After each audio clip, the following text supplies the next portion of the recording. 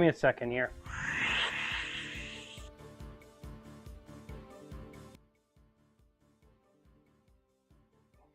Give me a second here.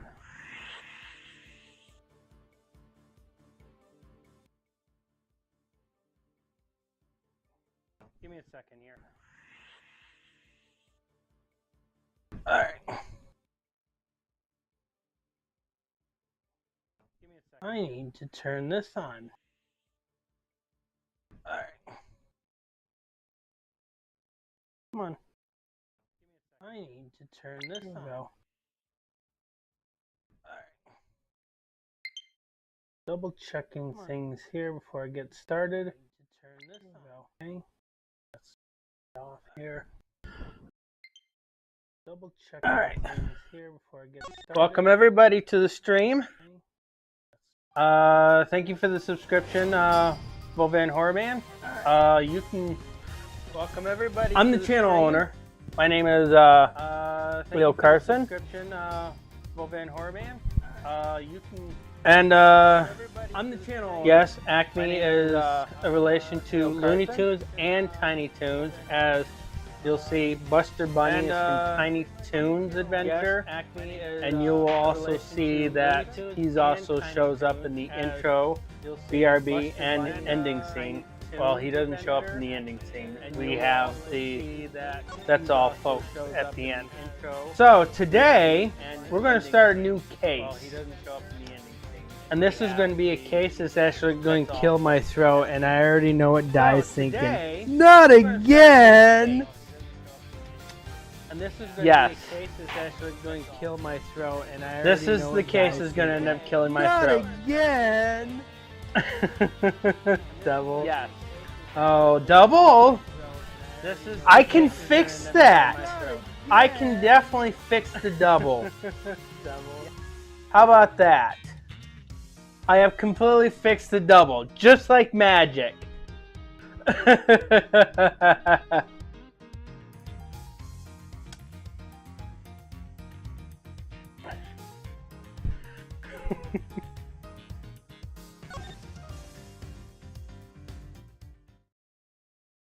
I do like to thank all of you guys for helping us to get to 900.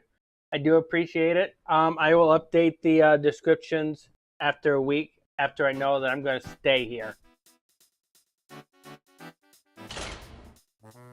What shall we make today, kids? Samson and Judy's Bake and Bake.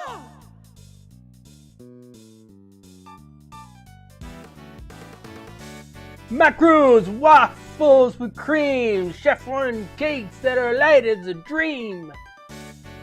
Lights and sing and smile, it's true. All the sweetness waiting for you. We're all over here. The oven's got something special to share. Now let's see what we've got for you. Hi there, Unreleased DK64. It's cooking time. Are you ready to make something special together?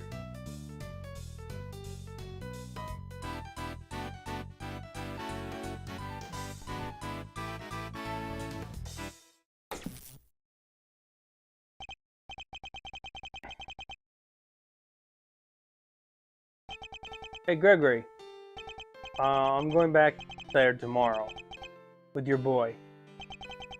I'm finally going to find out what happened 18 years ago. Hello, Phoenix.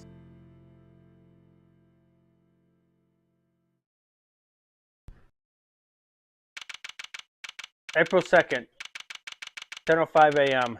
So did I call? Fountain room.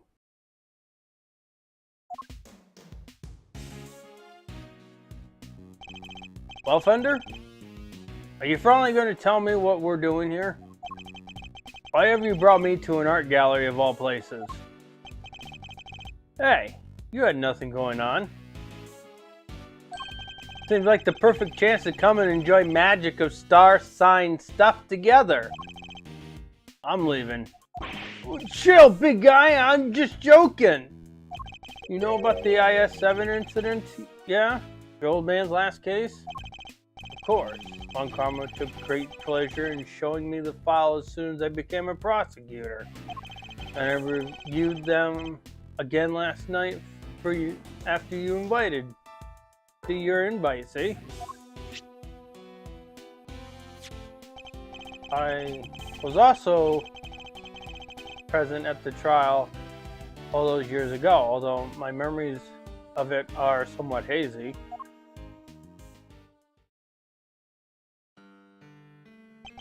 As a child, I was completely in awe of my father. The sight of him in court was inspirational. Gregory Edgeworth, attorney at law, and opposite him, the man who would become my mentor, Manfred von Karma. It was quite a case. However, it ended with the conviction of the accused. Ah, so you were there too. You were in the courtroom for Gregory's final outing. Well, that'll make explaining things easier. I want you to know something, T. That something being what really went down. Not the truth in those files, but the capital T truth. It was 18 years ago. Smack dab in the middle of a real doozy of a winter. The buildings were covered with a blanket of snow. It looked like the streets were lined with popsicles.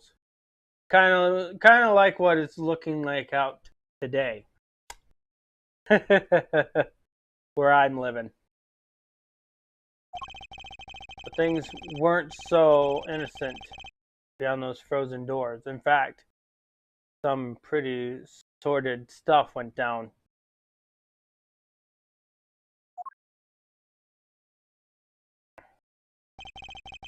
This was back before yours truly was the fine figure of an attorney you see before you today.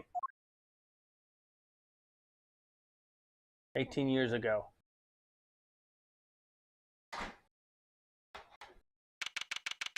December 24th, 5 o'clock p.m. Detention Center.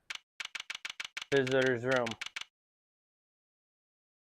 Is it foot of snow out there yet? Okay. We're expected to get about that much. Dan doesn't expect me to come to work tomorrow. Thanks. Hey, Mr. E. This one really came out of the blue, huh? It did. We were called in before the ink on the arrest papers were even dry. My name is Gregory Edgeworth. I'm a defense attorney. I'm here visiting a client with my assistant, Eddie Fender. A murder on Christmas Eve? What's the world coming to? In the dark of the night, at the end of the day, I saw two timely saviors a coming my way. Welcome, my friend, to the visitor's room. And if we're not friends yet, I'm sure we will be soon. Whoa! Talk about an entrance! I was not expecting that! Neither was I. Sorry if I surprised you. I'm just so happy to see you both. Thanks so much for coming out. Seriously, I can't thank you enough. You're the accused, I take it? I am. Gregory Edgeworth, attorney at law at your service.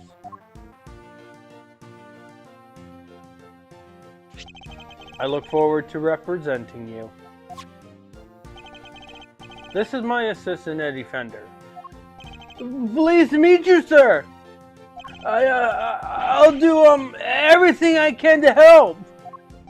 Come now, Edward. Calm down, please. You'll have to forgive him. He's still new to this. He's been helping me out part-time. but he's far from full-fledged lawyer material yet. Nonetheless, I'm hoping he'll be of some assistance in investigating the particulars of this case. Gregory and Eddie, it's an honor to meet you both. My job as a defense attorney is to save my clients from wrongdoing convictions. So the first thing to do is establish whether or not he is truly innocent. Perhaps we could begin by having you tell us a little about yourself. What am I thinking? I haven't even told you my name. I'm Samson Tangora.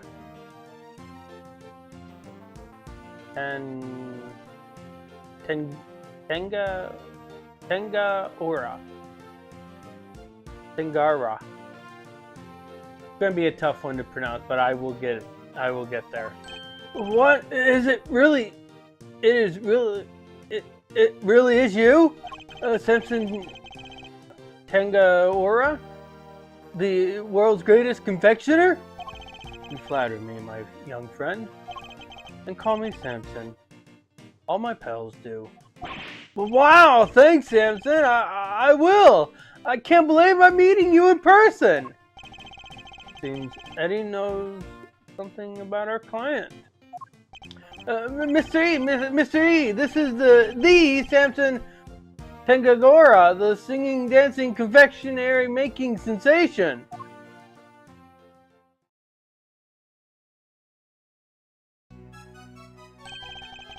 What shall we make today, kids?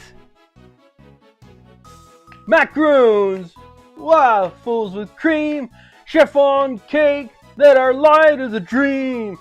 Laugh and sing and smile, it's true. All the sweetness waiting for you. Look here, where over there. The oven's got something special to share. Ping pong now. Let's see what we've got for you. Hey, Michael. I almost started dancing. I kind of had a feeling that was you, Michael, because you've been waiting for DK64 for like a year.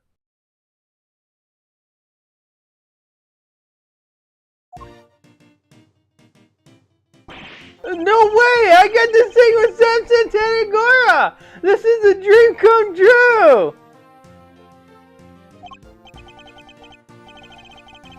Thanks, little pal. It means a lot to hear you say that. That's alright. That's alright. My apologies, but I think we need to discuss the matter at hand. Of course. I'm sure you're both very busy. Alright. Where would you like me to start? So, you're not just a confectioner, but also a singer and a dancer? I sure am. When I'm having fun, my body just starts moving. You must really enjoy making desserts. Haha. Wouldn't be much of a confectioner if I didn't. I live to make sweets that will bring joy to others. This is definitely going to be the episode that Di is going to like. Hey, they're not just things, they're work of art. Sparkling, dazzling, mouth-watering creations. The stuff that dreams are made of. So he aims to create joyous and inspirational pieces, does he?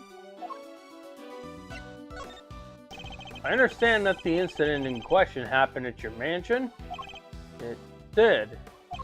We were holding an international confectionery contest there, and when the body was found inside of one of my creations. Inside one of your... No way! By the way, this is chocolate. This is not wood. I know it looks kind of like wood, but it's chocolate.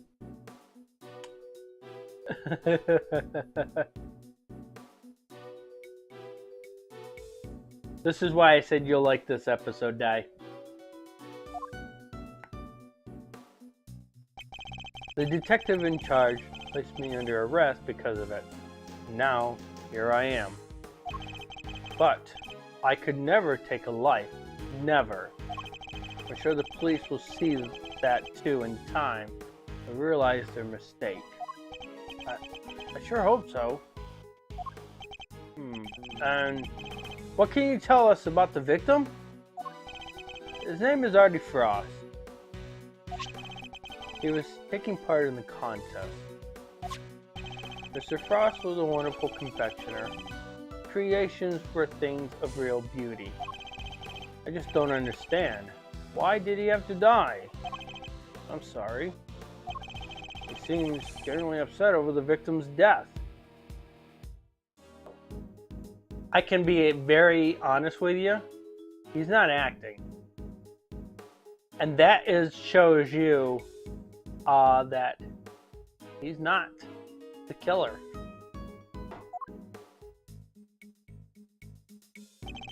Like I have plenty good measure of the man now. Mr. Tangora, there's just one last thing I'd need to confirm with you. You didn't kill Mr. Frost, correct? Correct. I swear to you I didn't do it. Like I told you, I could never take a life. Never. Thank you. I'm glad you are enjoying it. He seems quite sincere. Alright, I'm going to take you at your word. Thank you for being so forthright with me. Likewise. Good to talk to somebody other than those detectives. We'll head to the scene of the crime and see what we can learn. We'll be in touch when we have something more to tell you. Goodbye, Gregory. Goodbye, Eddie. I'm assuming that's going to be goodbye, but goodbye came out. This is G. I'm counting on you both. December 24th, 6 o'clock p.m. Contest venue. Fountain Room. Brr! Pretty cold in there, huh, Missy? I never saw so much snow. Yes. It doesn't seem like it will be letting up anytime soon. Neither does it seem like it's going to be letting up here either. Like I said, as Andy walked in, it says we're expected about a foot.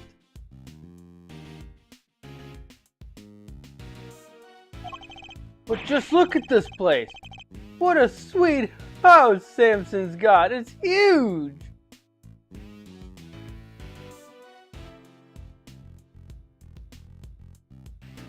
What's that?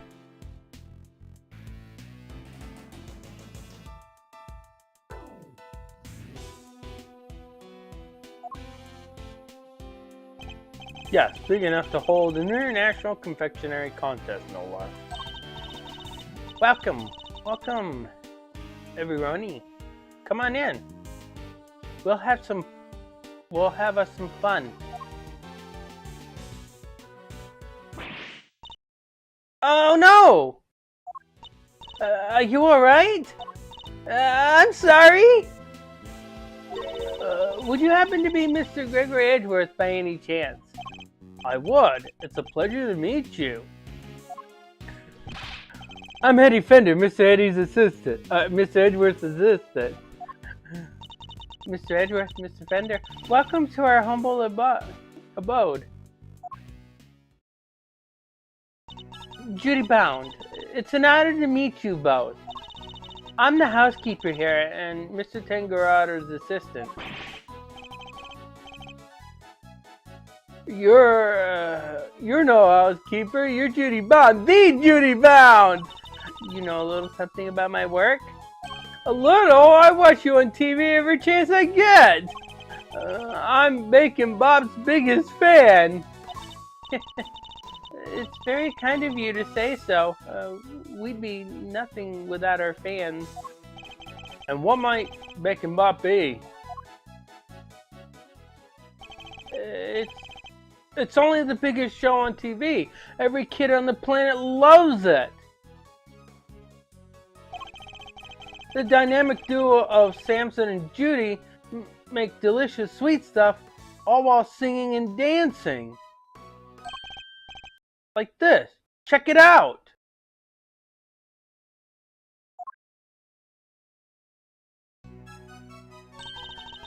What shall we make today, kids? Cookie dough, caramel too, fluffy chocolate cream, tiramisu. Everybody come along, baking treats with a smile and a song. There, there, it's true. The oven's got something special for you.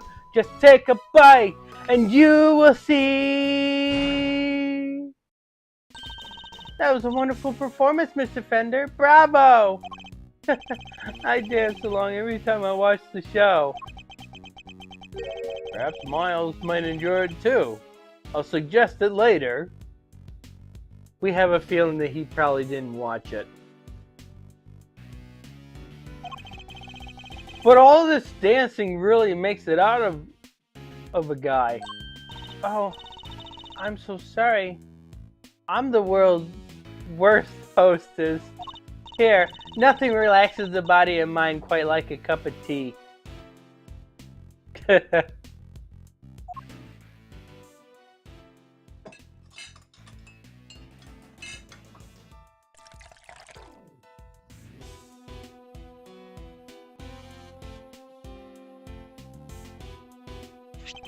Ah, this is Ceylon, correct? It's delicious. Its citrus aroma is said to improve one's ability to concentrate, as I recall. Interesting. So this is Ceylon tea. Tastes like, huh. How odd. Saucer's cold. Yes, so that the tea cools down more quickly, I'm afraid. Some of our guests don't like it too hot. I see. These teacups are very unique too. The design is really something. You think so? Thank you so much.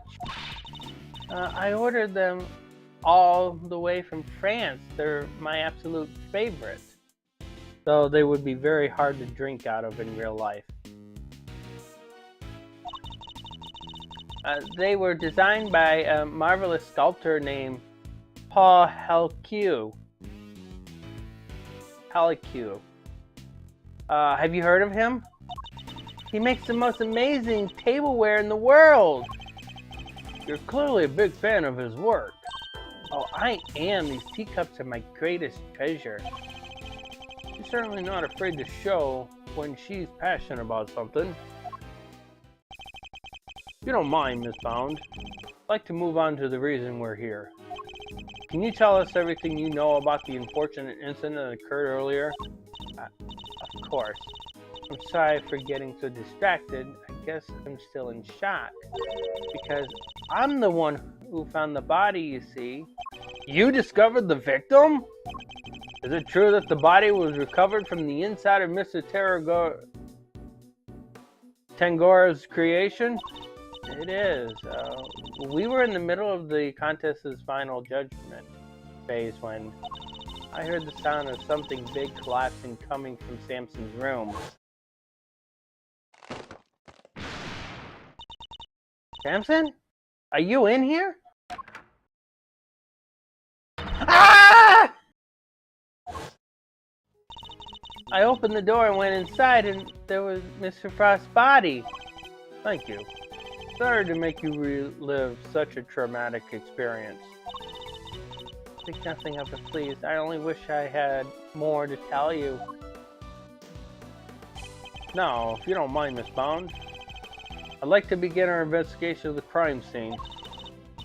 Oh, Mr. Edgeworth, Mr. Fender, you have to save Samson. He's no murderer. He could never do something like that. Of course. Leave it to us, Miss Bound. Thank you so much. I'll go serve the others their tea then. Comedy, to the scene of the crime. Yes, sir, Mr. E. Detective 20 or December 24th contest venue. Tengora's room.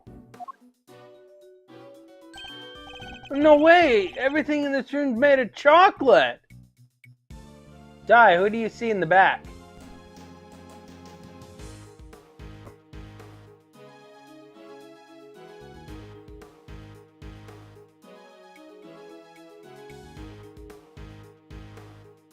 Let's see. Yes, we speak English here, not Russian. So we will hide that message.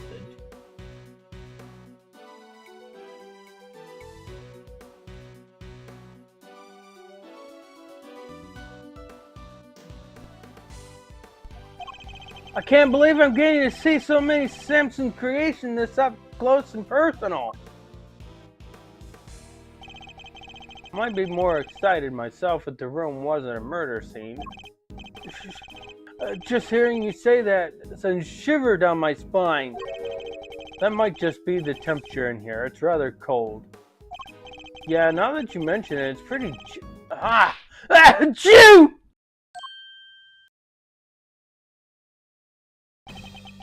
Defense on the scene already? That was fast. You know who this man is, right, Di?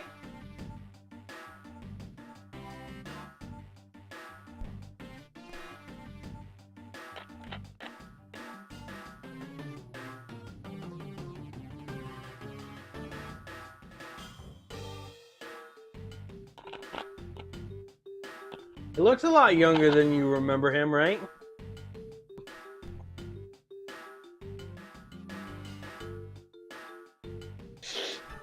He looks intimidating, but he's more of a puppy dog, right, Di?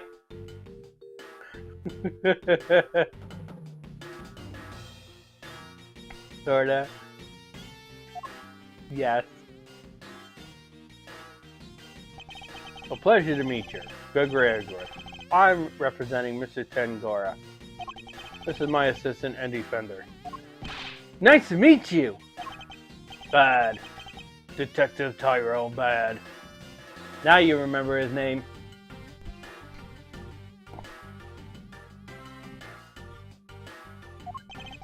The detective in charge is named Bad.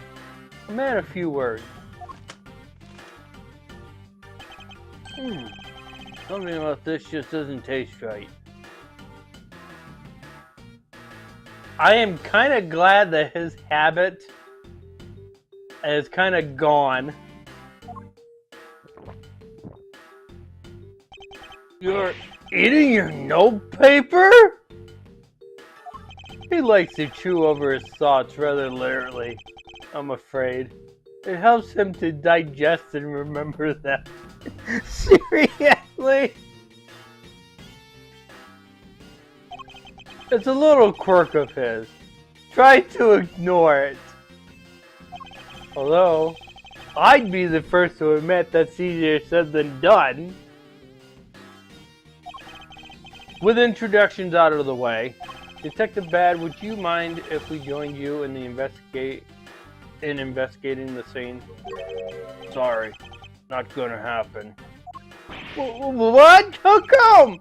Mr. Edgeworth is Mr. Tengora's attorney! Yeah, and attorneys will do anything to get them off the hook. Even put words in their client's mouth. You think I need that on my crime scene? Mr. Edgeworth would never do something like that! I don't trust attorneys. Okay, kid? Detective, you established my client's supposed guilt based on an investigation of the crime scene, correct? That's usually how it works, yeah. What of it? Then extend me the same courtesy. I believe he is innocent, and I would like the chance to prove it. You believe he's innocent? And you didn't even see the scene yet. That's some flimsy lawyering. That's exactly why I wish to see the scene for myself. I need to ensure that my belief is based on solid evidence and sound reasoning. You about to tell me You're not leaving until I let you look at the scene? I am. Fine. Knock yourselves out. Thank you, Detective. But I'm coming around with you. Like I said, I don't trust attorneys. You're good with that? Go ahead and go get to it. That was a lollipop this whole time? I must admit, I didn't see that one coming either. We did.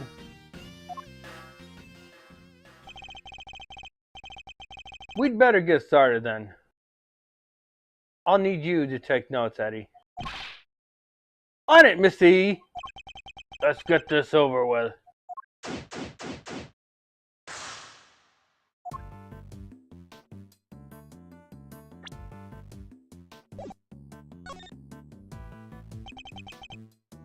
What is it? You're doing this all wrong. An investigation's like a popsicle. You walk around the scene, look at stuff, talk to witnesses. I don't talk to a lollipop. Everything you do is like a lick of the popsicle. Slowly, you eat away at it. Until all that's left is a stick. And written on that stick is the truth. Bite into it, it's a lie.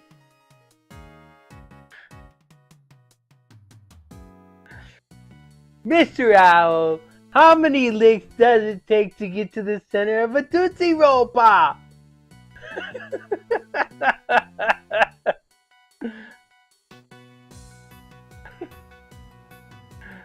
Anybody remember that commercial? Di apparently does.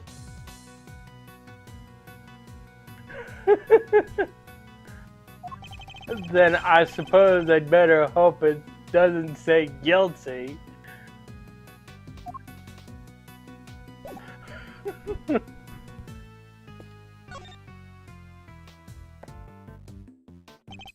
So, this is where the body was discovered. Yeah. They took it away already? But everything else is just how we found it.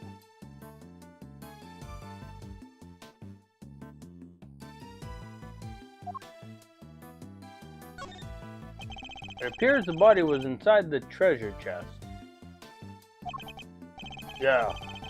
Woman by the name of Bound found it.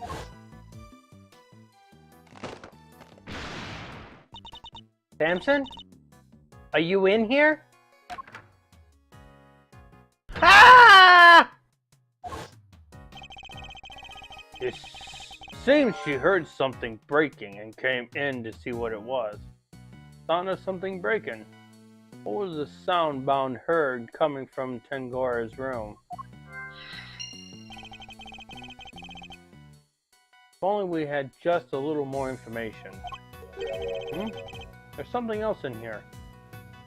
I see a coin. Huh? It looks like a seal of some kind, with somebody's initials and an intricate shape carved into it. That would be a stamp.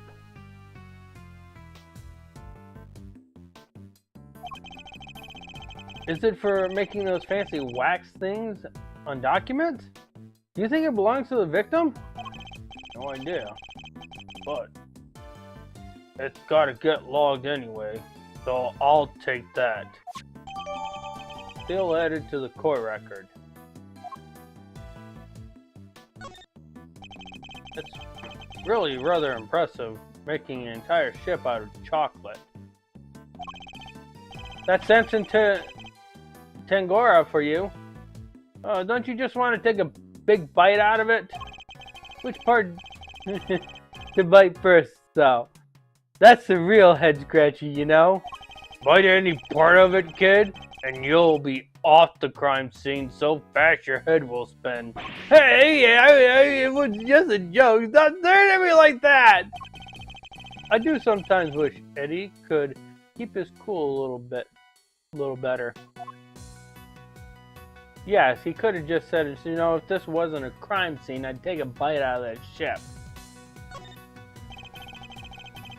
One of the stands for the ship is broken stand.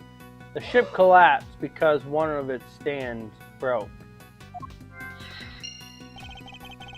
The ship must have collapsed on the treasure chest and smashed it open.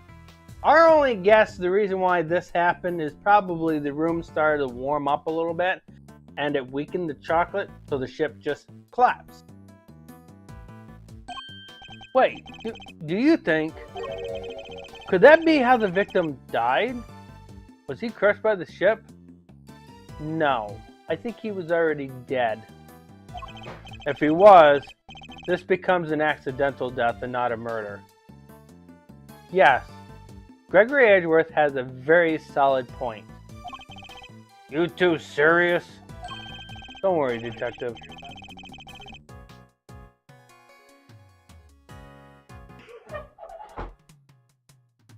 I updated this laptop yesterday. This will be 4 times in a row this laptop has decided to update. Don't worry, detective. For the moment, we're simply discussing a possibility. I was being serious, though. Detective, can you tell us a little more about the state of the victim's body? Let me see. Got a picture here somewhere. You can see for yourselves. Death was from blunt force trauma. Blunt force trauma. The victim was struck and killed with some kind of blunt object. And what about the weapon?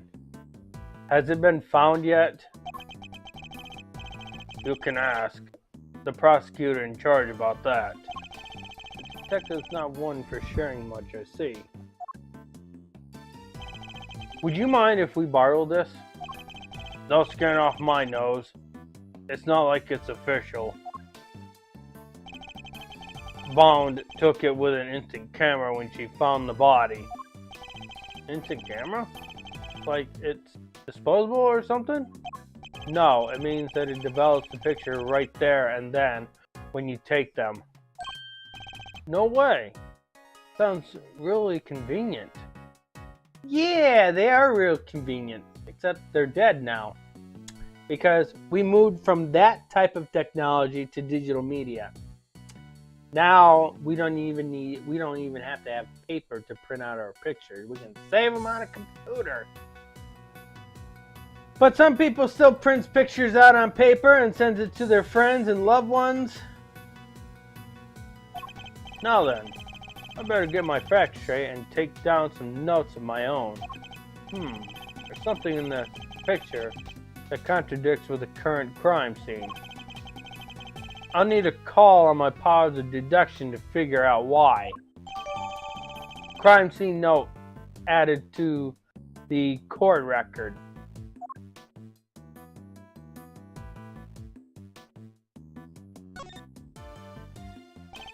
I must scour the scene and inspect anything that catches my attention.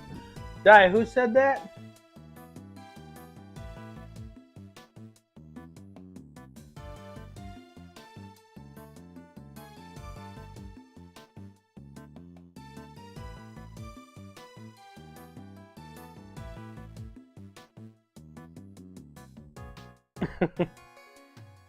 All right. So, we will be deducing. It looks like we will be deducing this. Could this be related to the evidence somehow?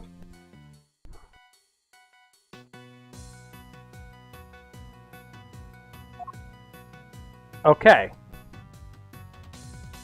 So, incidentally, this is going to be very easy, Di. What piece of evidence are we using?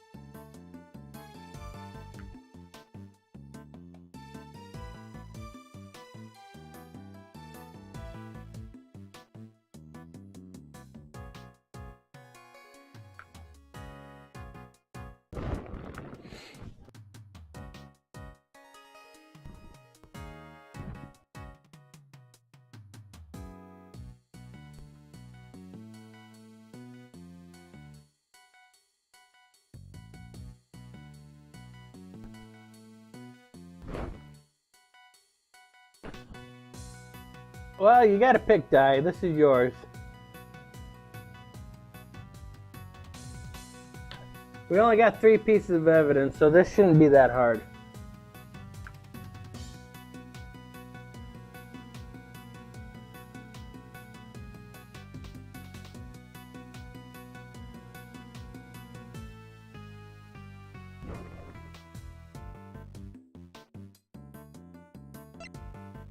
This one?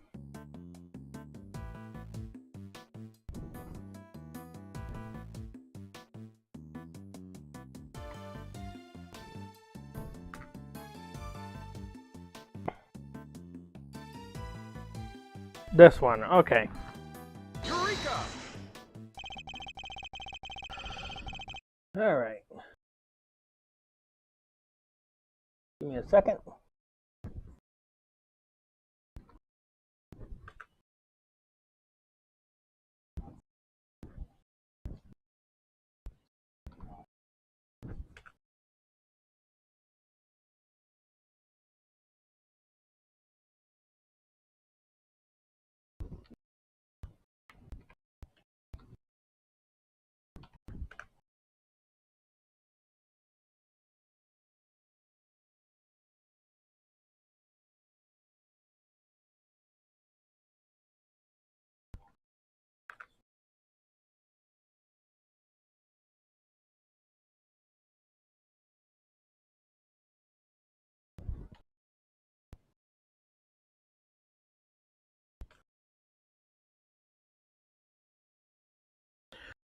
You said the only thing that has been removed from the scene is the body? Yeah. That and the piece of cloth it was wrapped in. Then something here doesn't quite add up.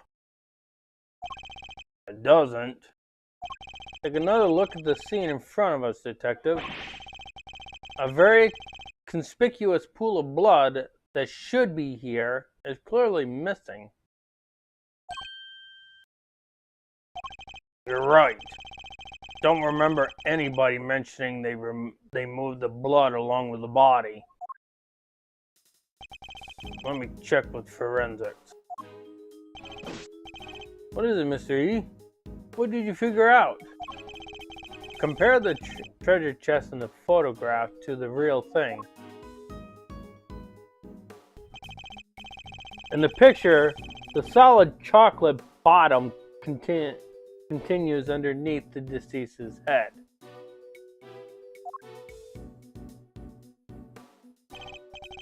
And yet, the part of the chest is now gone. Yeah, somebody chipped away at it. The part with blood all over it? Exactly. So, did the police remove it, or perhaps the killer? It wasn't forensic. They're saying nobody took anything like that away. Interesting. So somebody deliberately removed the blood from the scene? Could be. Crime scene note updated in the court record. Okay, so that's done. Now we're going to do Di's favorite.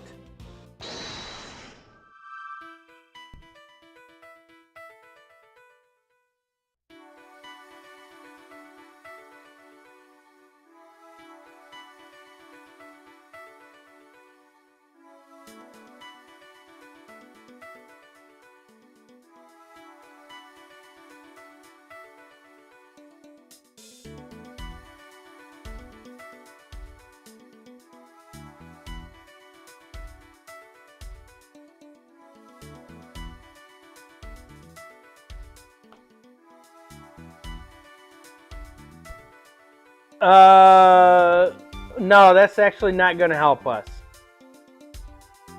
Because you got to remember, he suffered a blunt force trauma, which the blunt force trauma isn't caused by the broken stand.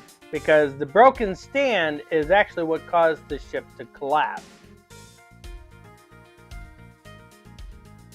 Which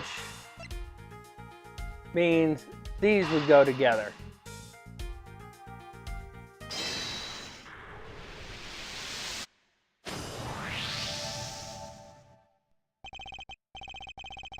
The stand broke and the ship collapsed with it. And the loud sound it made brought Miss Bound running. Yeah. Said the ship had already keeled over by the time she got in here. But why would the stand collapse? What caused it to break? Why did it break? Why did the chocolate stand supporting the ship break? The only conclusion that I can think is somebody cranked the temperature up and it warmed up and the chocolate started to melt and got very, very weak.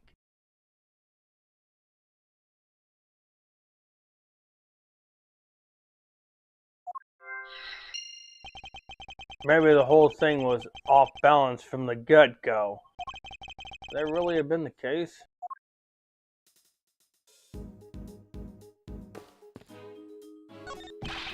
A real crime scene. This is exciting. This isn't a game, Eddie. I need you to take it seriously. But don't worry, Miss E. I'm taking notes on everything. You are? What kind of notes? Notes about how all this delicious stuff is made. Can't wait to try it for myself. I'm not playing around, Edward. Take this seriously. Yes, Miss Edgeworth. There's some very tasteful tableware here, along with some kitchen utensils. He said it is of the same design as the one Miss Bound served us with earlier. You think Samson could have been drinking the tea of that? The pot and cup were dusted for prints. His were the only ones they found. Was the case for the utensils too? Everything else had been washed, so there wasn't any prints to find. If Mr. Tangaroa was wearing gloves while he was working on his confectionaries, that could explain why prints were only found on the teacup and the cup. Mr. Tangaroa's teapot, added to the court record.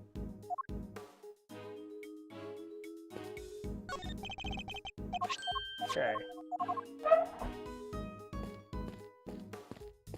Dr. Forensic here. How's it looking over here, officer? Nothing of interest in the cupboard, or? Yes, sir. Temza Clara? Follow the channel on Twitch?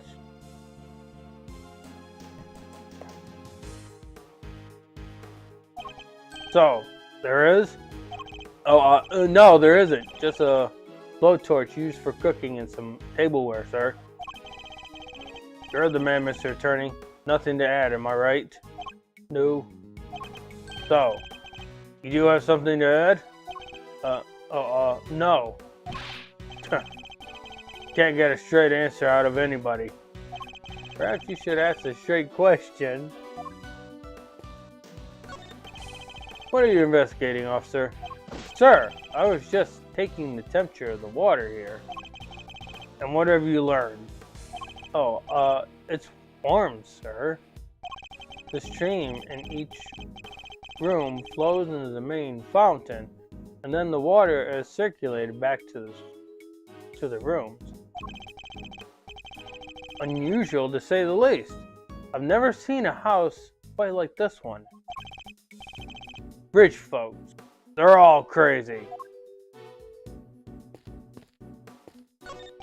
This is a fine selection of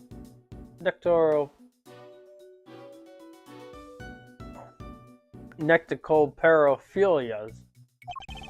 Do you think one of them could be the murder weapon? No, they're all made out of chocolate.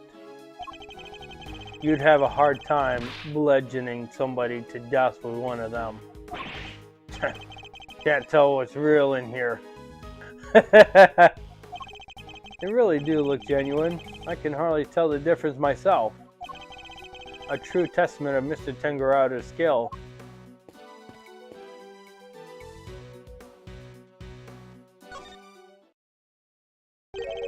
And you are...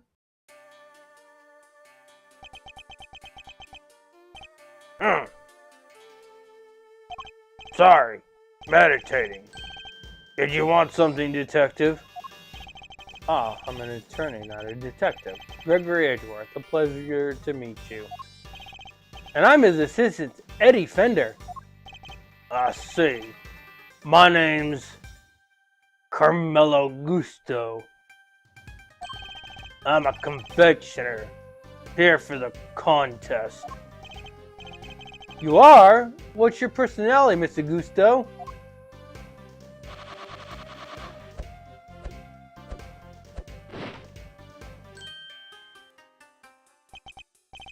The art of air and sugar.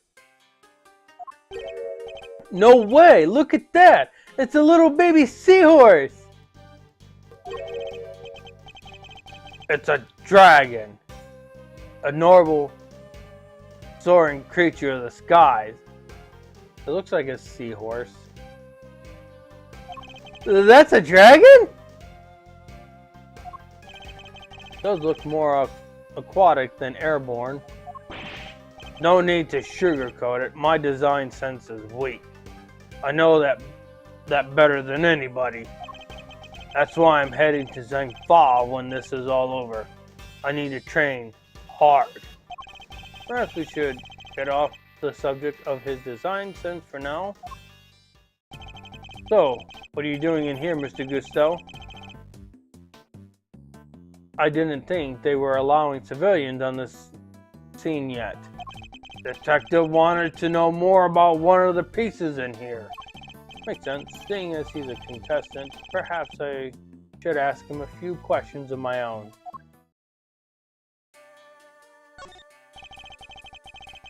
Those are some interesting implements you use, Mr. Gusto.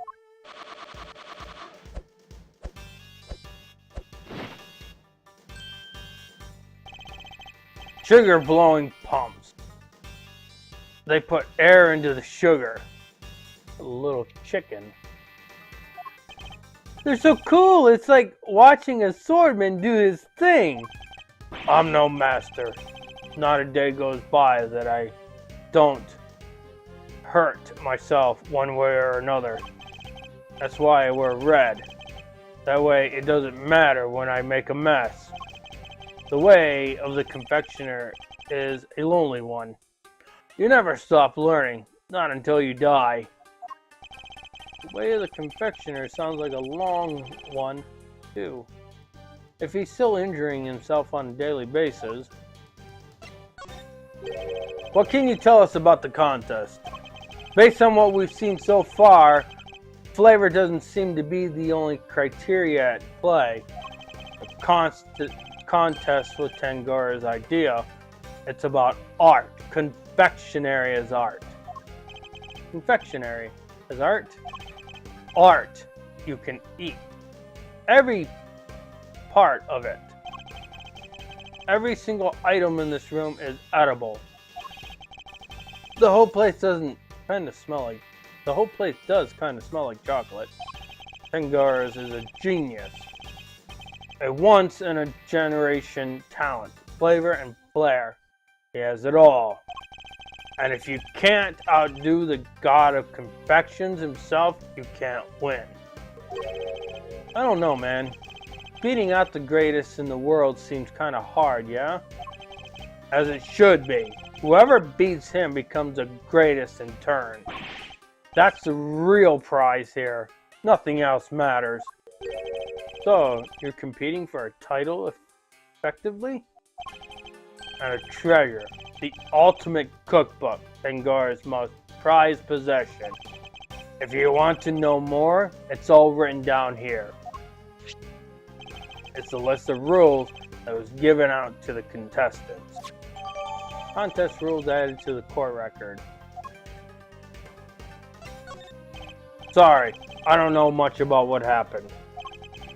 Only heard about it after the judging was over. How was the judging organized? It started at 3 p.m. Tingor has been making the rounds right around then.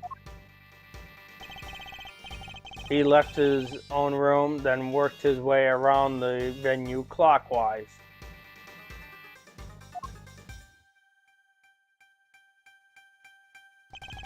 My creation was the first to be judged.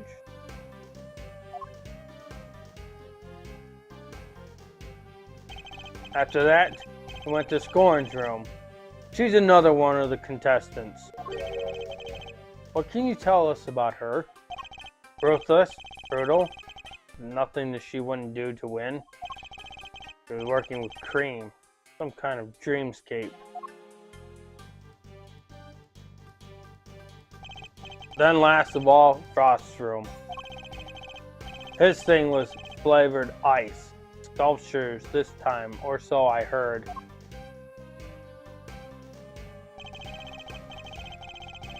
Bone found the body with Tingora was still making the rounds.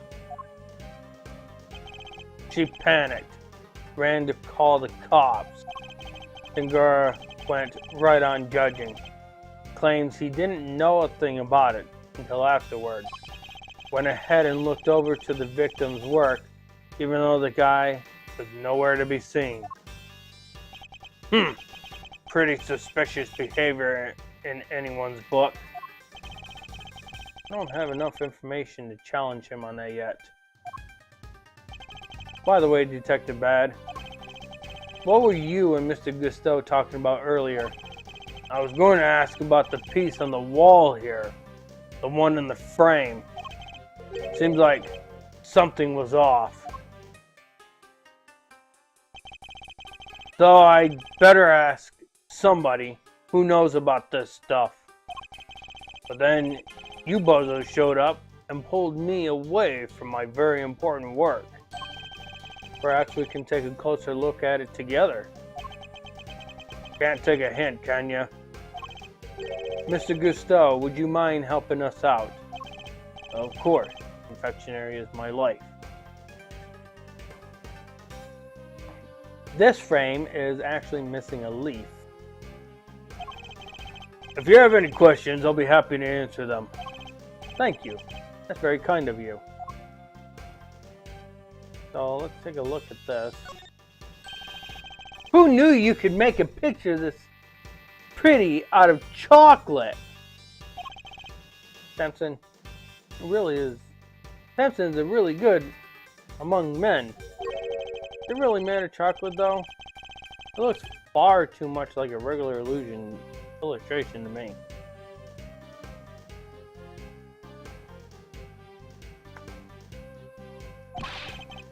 You have good eyes.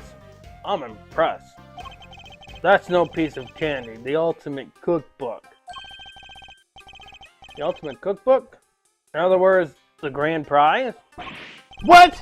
So it's not made of chocolate after all?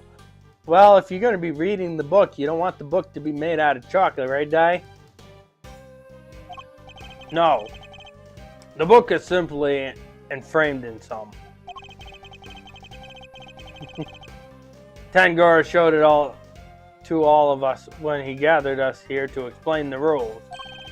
So the participants knew that the grand prize was in this room the whole time.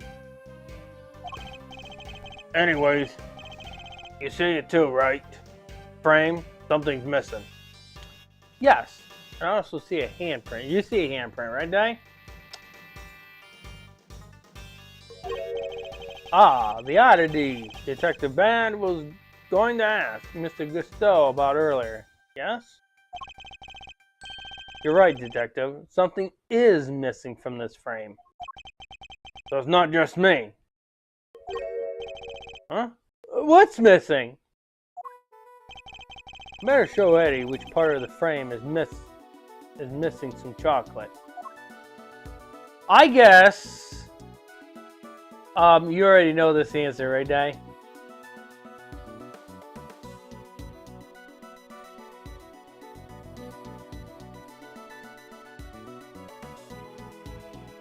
Take that. Look at the decorative work in the corner here. Something's missing, no? Oh yeah! It's different from the other side. That's not like Tangara. The balance is all wrong. But that's not all. Take a look around.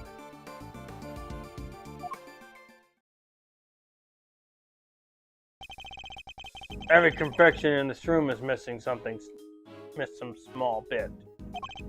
You're right. The candle holder, the nectar stuff. They're all like that. Did someone deliberately damage them? Damage creations. Sengar's creation have been tampered with in several places.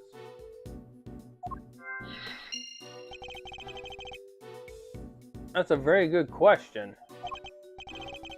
Or did Tengar just wanted to look like somebody messed with his work? He'd never do that to his own creations, never! Could this have some deeper meaning for the case? I must scour the scene and inspect anything that catches my attention. Okay.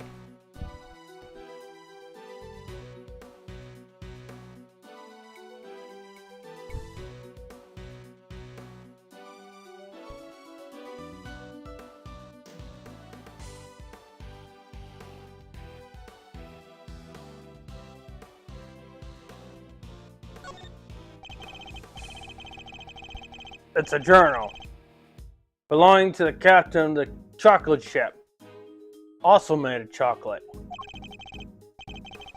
A Diary of Despair.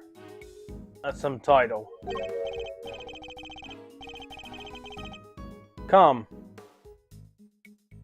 Hearken. See how we crossed the sea and rode the red tide to misery.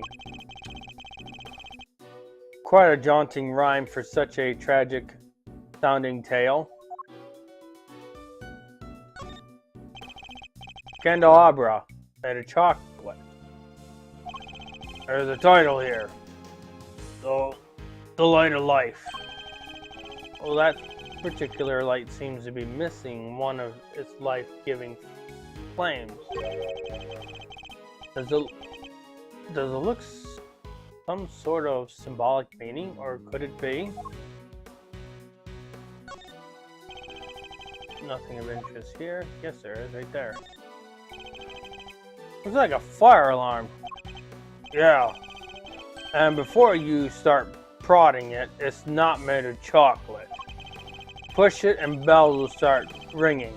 People will come running for the security room. A whole bunch of hassle. So don't. I know you want to, but don't. Honestly, the thought had never crossed my mind. Typical attorney. What does being an attorney have to do with anything?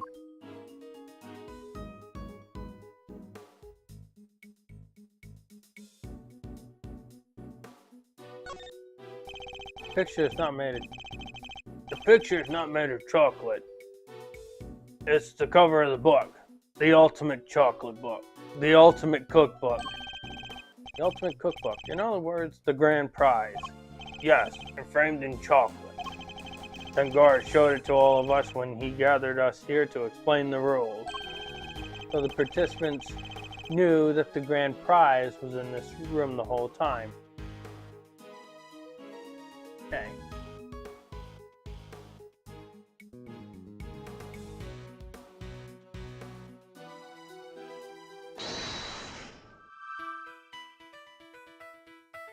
Alright, we have two pieces that we can put together.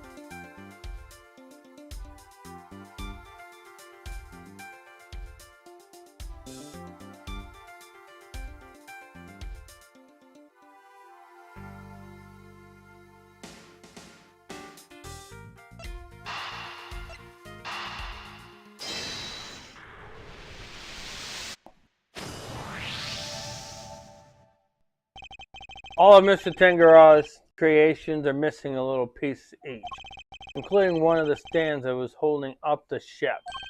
Somebody really went all out. Do you think it could have been the killer? It's certainly a possibility. Either way, I think we can safely say that the stand was damaged in our mystery person's tampering spree. And when it broke, the ship fell and smashed open the treasure chest, which would have remained closed otherwise.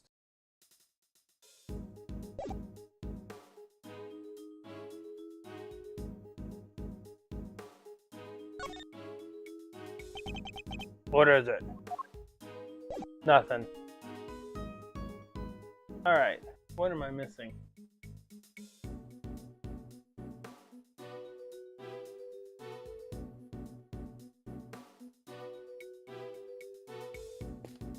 I guess there's something I'm missing here then.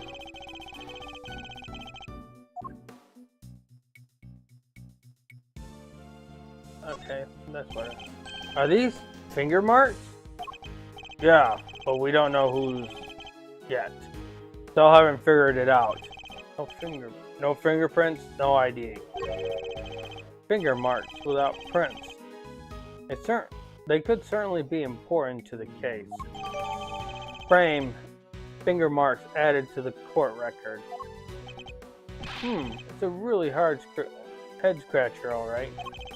Not really. I'm guessing whoever it was wore gloves. Where's your sense of romance, of adventure? There doesn't tend to be much of either at a crime scene either, or Eddie. Achoo! Are you alright, Eddie? Yeah, but it's sure too chilly in here. Yes, it wasn't exactly warm out in the fountain room either. But it's even colder in here. Would you like to borrow my jacket? No, I'm fine. And besides, you said you'd give it to me when I finally got my attorney's badge. I did, didn't I? Why do they have the heat down so low? Chocolate needs to be kept at the right temperature. Take a look behind the panel on the wall. What panel?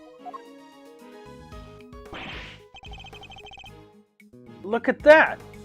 It was here the whole time. 59 degrees Fahrenheit. There's one in each of the contestants' room.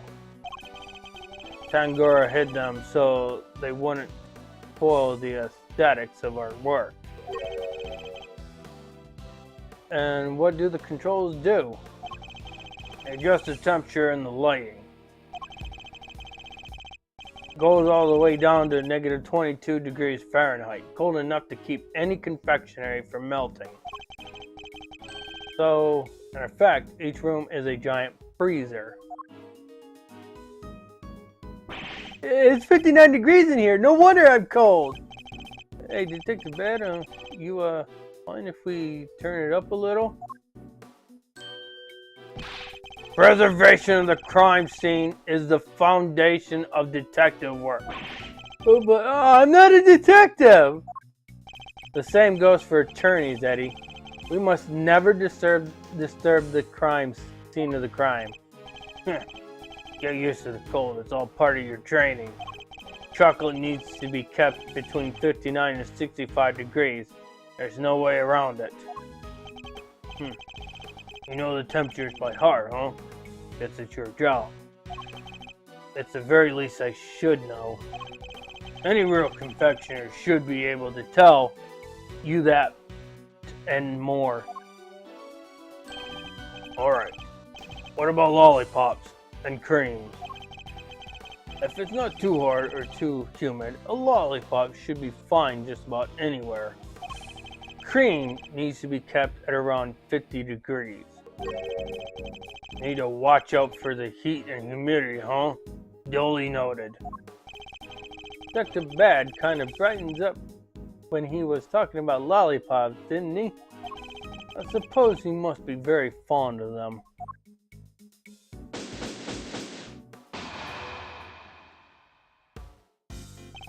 I think we're about done here for now. Crime scene notes updated in my court record. Oh, if I wasn't convinced before, I am now. Tangara did it. No two ways about it. Well, what do you mean? All the rooms in this place lack from the inside. The only way to unlock them is from the outside is with this key. Let's see. Who had access to this key? What do you think? Tangara. And it's the only one. There aren't any copies. Mansion key added to the court record. With the mansion key, Tangara could slip into anybody else's room anytime he liked. And he could even lock his own room from the outside if he wanted. But Mr. Tangara's room wasn't locked, was it? Nope. Which is exactly what makes him a suspect.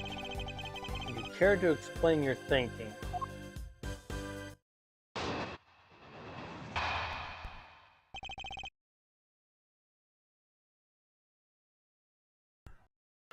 Why do you think Tangara did it?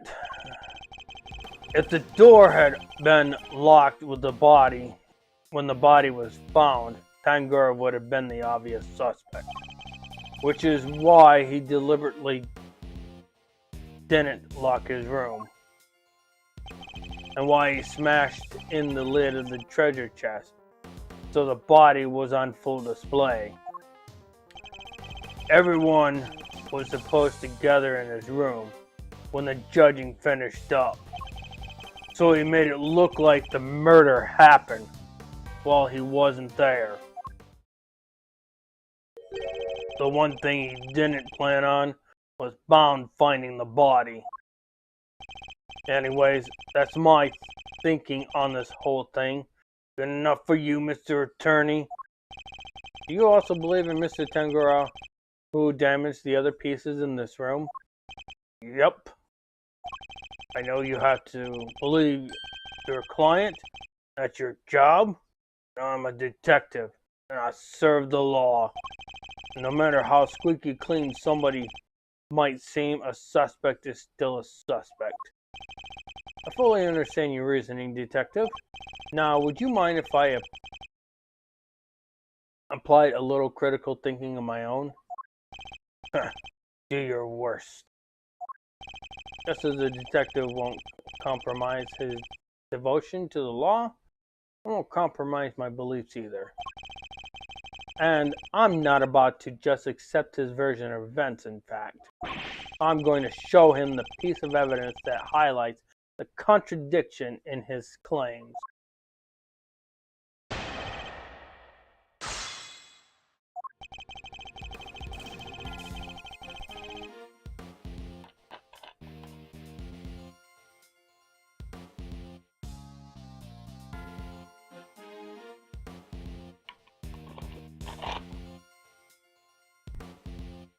Hold it! That's hardly solid grounds on which to base your suspicion of Mr. Tangara, Detective. And that's hardly solid grounds to start shouting objection left and right on, Mr. Attorney. Maybe quit interrupting and let me finish.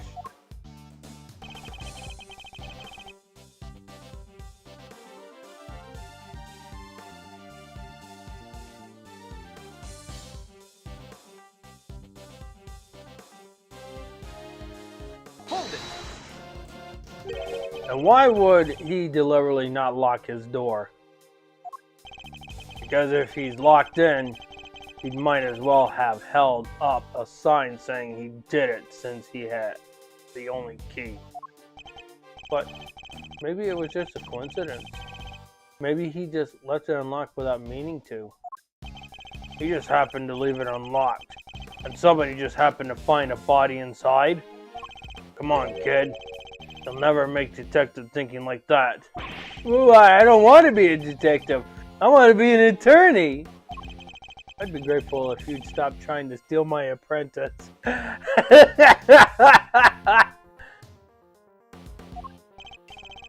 Look, there's a reason why Mr. Tangara left his door unlocked.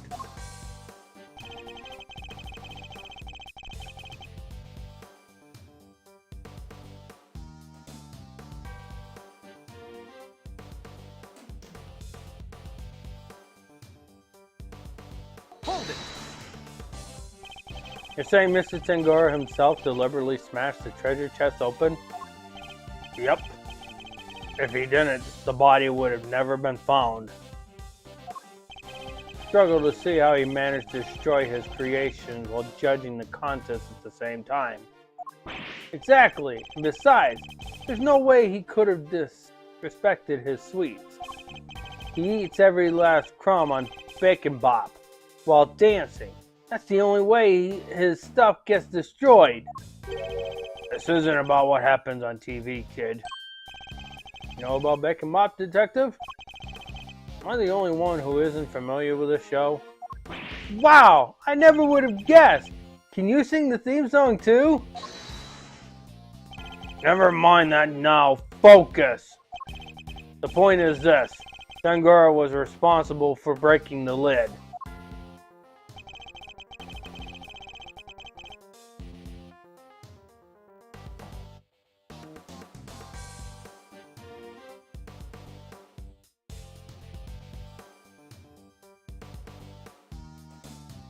Hold it! Judging began in Mr. Gusteau's room, correct? Yes. Kinda wanted to check his hard candy stuff myself. In that case, how about a demonstration?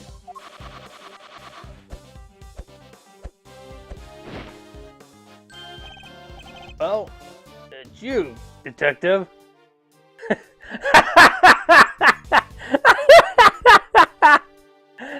A puppy dog.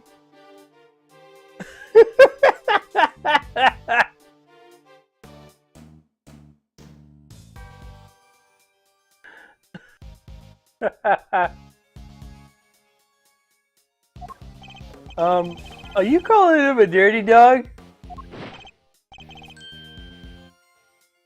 Ugh. It's a wolf. It looks like a puppy dog. A lone wolf. I like it.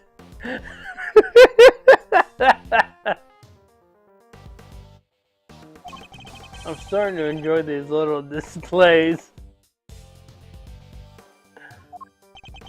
Anyhow.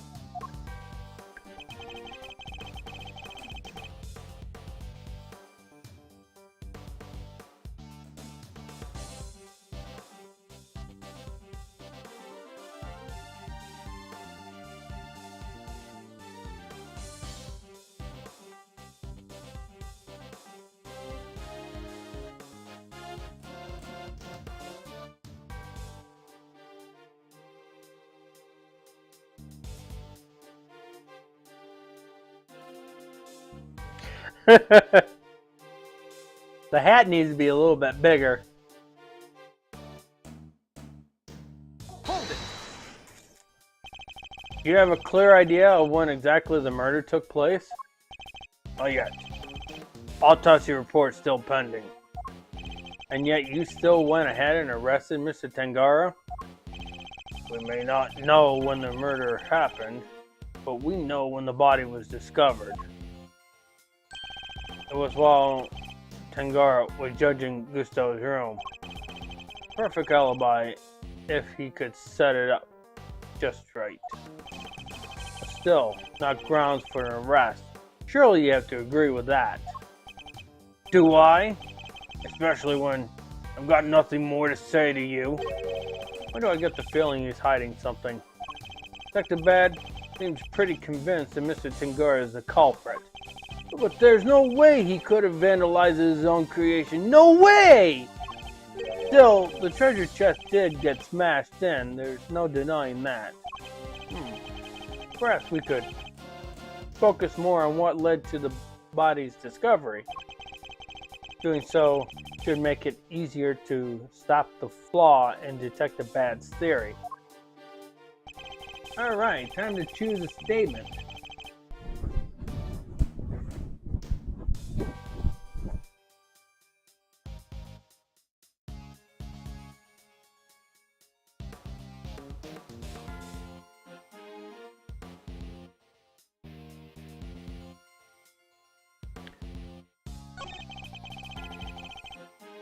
Let's see what the last one says.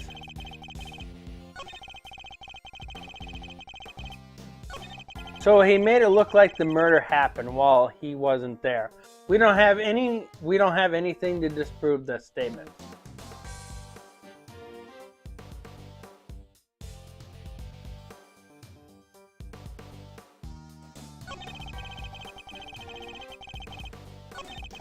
And why he smashed in the lid of the treasure chest so the body was on full display. So we want to pick a piece of evidence.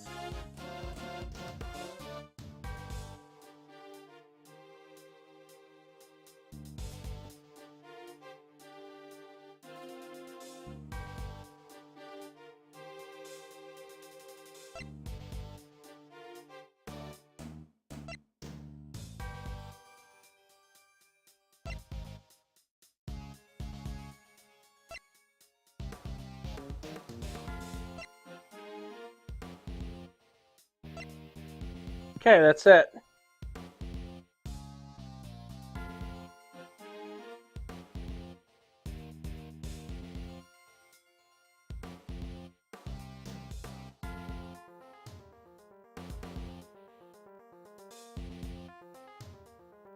Well, the key has nothing to do with the treasure chest and the body being on display. This key is to lock doors in the mansion.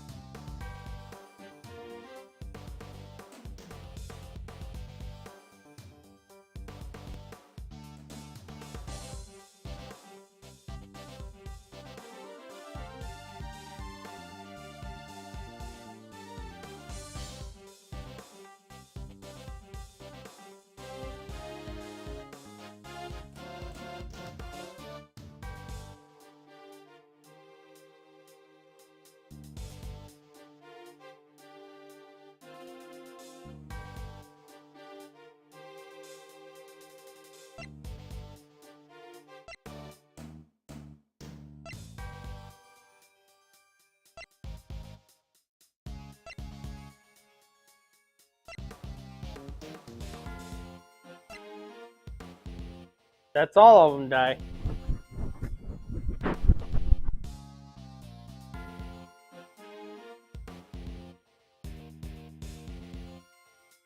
Well, nobody actually knew that the seal was on him. Well, the finger marks are right now, we know nothing about the fingerprints. Okay? So, we can't use the fingerprints in this situation because there isn't exactly any fingerprints onto it. It's just markings on a chocolate frame. So we know nothing about it.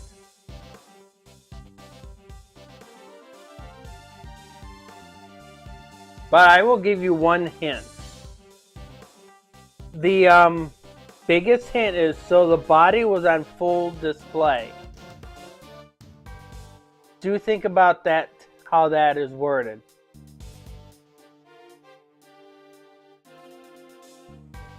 Think about how that's laid. We don't have a trophy. We don't have a trophy.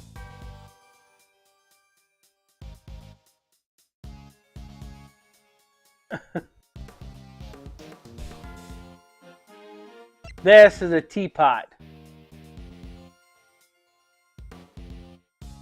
This is a teapot. The teapot it just sits there full of tea. And it has Tangora's fingerprints onto it, but specifically, it doesn't. It doesn't have any significance because, of course, his fingerprints are going to be on the teapot. He used it, so we don't have any connection with this. So think about what my hint is. So the body was on full display. Objection! We established that the body was hidden inside the chest, and that Mr. Bound or Miss Bound only came running into this room when she heard a sound. It seems reasonable to infer that the sound was that of the chocolate boat collapsing. It's all right. Sure, seems likely, based on the evidence. And yet, you assert that it was Mr. Tangora who had smashed the lid of the chest. I believe this photo makes it clear that it was the ship that did the smashing.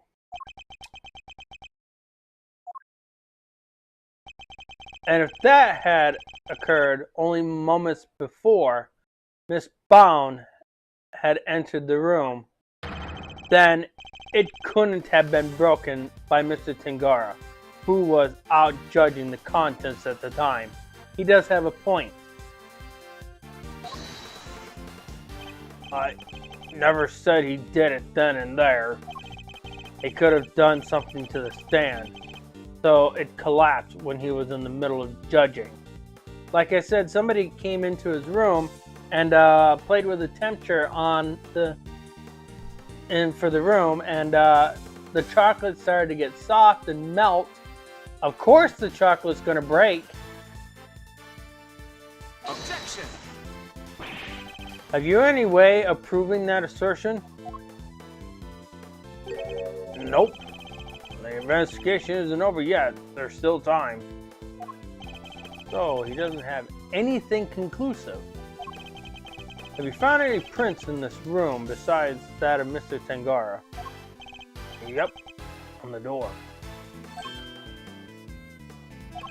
But we found Tangora's and Frost prints on there too. We were all brought in here for a briefing right before we started working on our creation. Those prints are probably from then. I take it haven't checked any of Mr. Tangora's work for prints yet?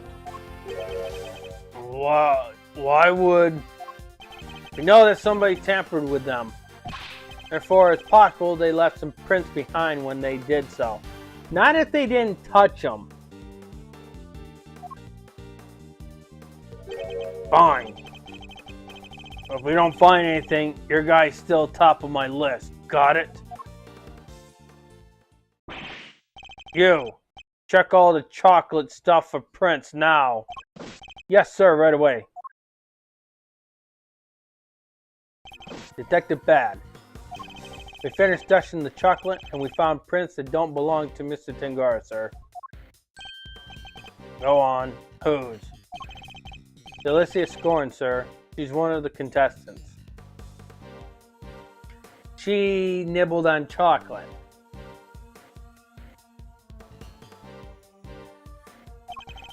Good work. You can go back to whatever you were investigating before. Yes, sir. So, it seems we have a suspect besides Mr. Tangora. Even without your lawyer input, I wasn't about to wrap up the investigation anyway. I'll go speak with Miss Scorn and see what she has to say for herself. Alicia Scorn, Mr. Gusteau mentioned her too. He said that she was ruthless, that she'd do anything to win. The Scorn lady sounds like a pretty suspicious character, huh, Mr. E? Yes. Well, we better try to speak with her ourselves as well. Detective Bad, would you mind if we accompanied you? Babysitting you is not my job. Oh, come on! but I guess you did pick up a couple of useful clues already. So if you want to tag along, be my guest. Thank you, Detective. You're too kind.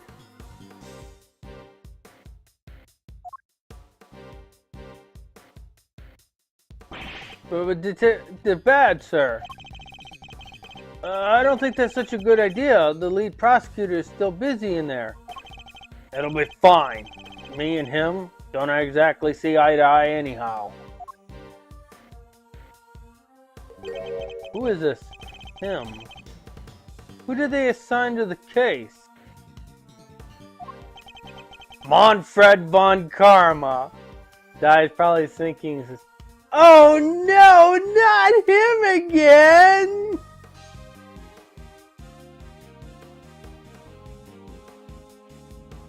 What? They gave it to Von Karma? He hasn't lost a case in 25 years! Manfred von Karma, living legend over at the prosecutor's office. We've never faced one another in the courtroom, but I've heard plenty of stories. They say he'll do anything to ensure a guilty verdict. But I can't let that distract me. For now, I need only continue to do what I believe is right. I'm not surprised. I don't know what happened between Cleveland last season and Cleveland this season. They had a good team last season. For whatever reason, they traded them all to other teams. Now that they had a chance to go into the Super Bowl last year. They ended up losing. Some people said that game was rigged.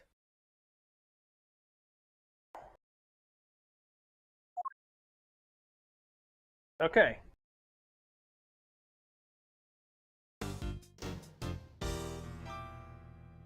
We will be doing a part 2. So, we have any thoughts? We have any concerns? We have any criticisms?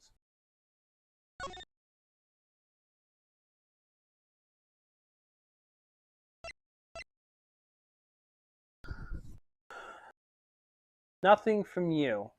So let's calculate, recollect ourselves, and let's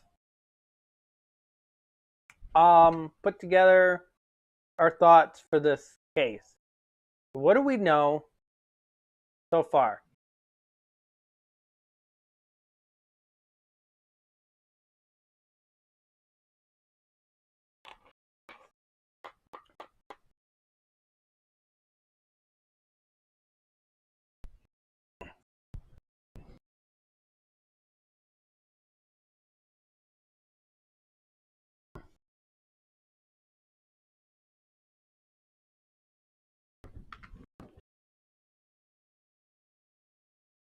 Anybody can speak up.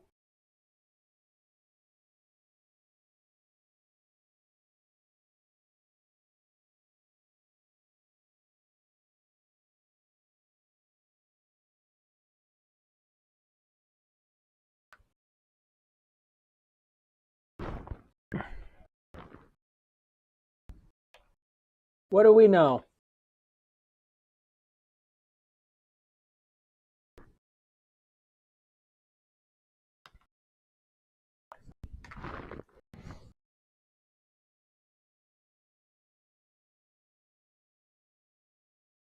Donnie, maybe you can recap it for us.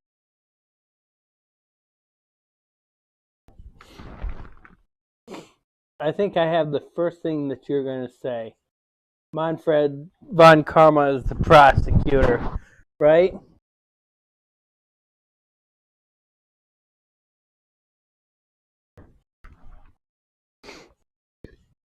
The other thing you're probably going to say that there's a bunch of sweets in this case. It's a very sweet case.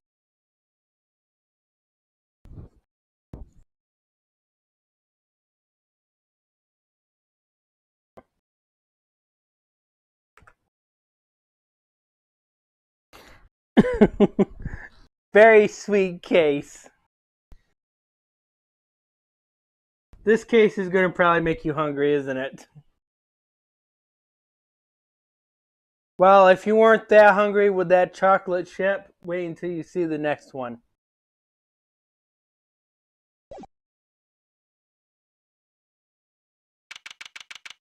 December 24th, 7:30 p.m. Contestant venue. Scorn's room.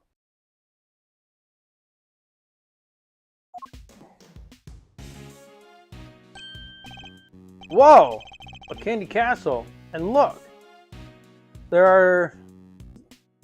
are even some little elves to go with it. Elves? Oh, talking about the one in the background.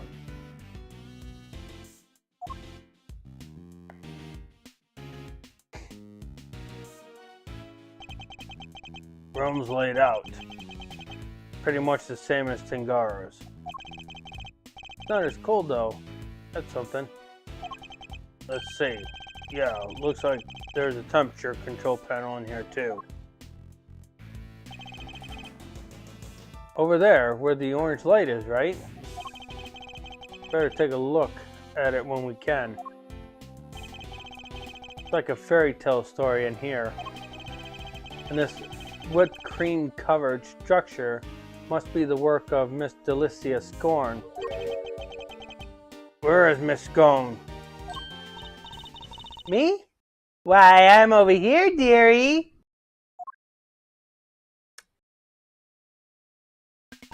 Oh, just look at you lovely boy. Delicia Scorn at your service.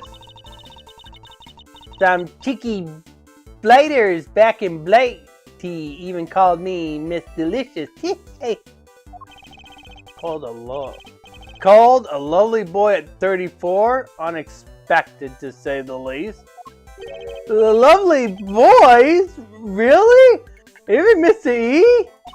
Oh yes, dearie. You, the detective over there, you're all lovely boys to me. I'm nobody's lovely boy, lady. Name's Bad. I wonder just how old she is. Finish this up so we can get out of here, Mr. Attorney.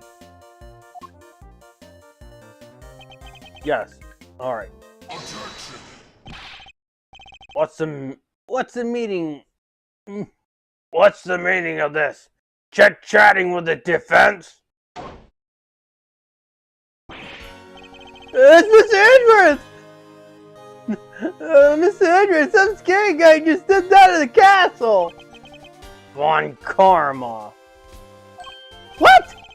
He's my friend Von Karma? Sorry, mannequins! The notorious prosecutor, Von Karma himself. A pleasure to meet you, Mr. Von Karma. Gregory Edgeworth, attorney at law. I can't care less what your name is.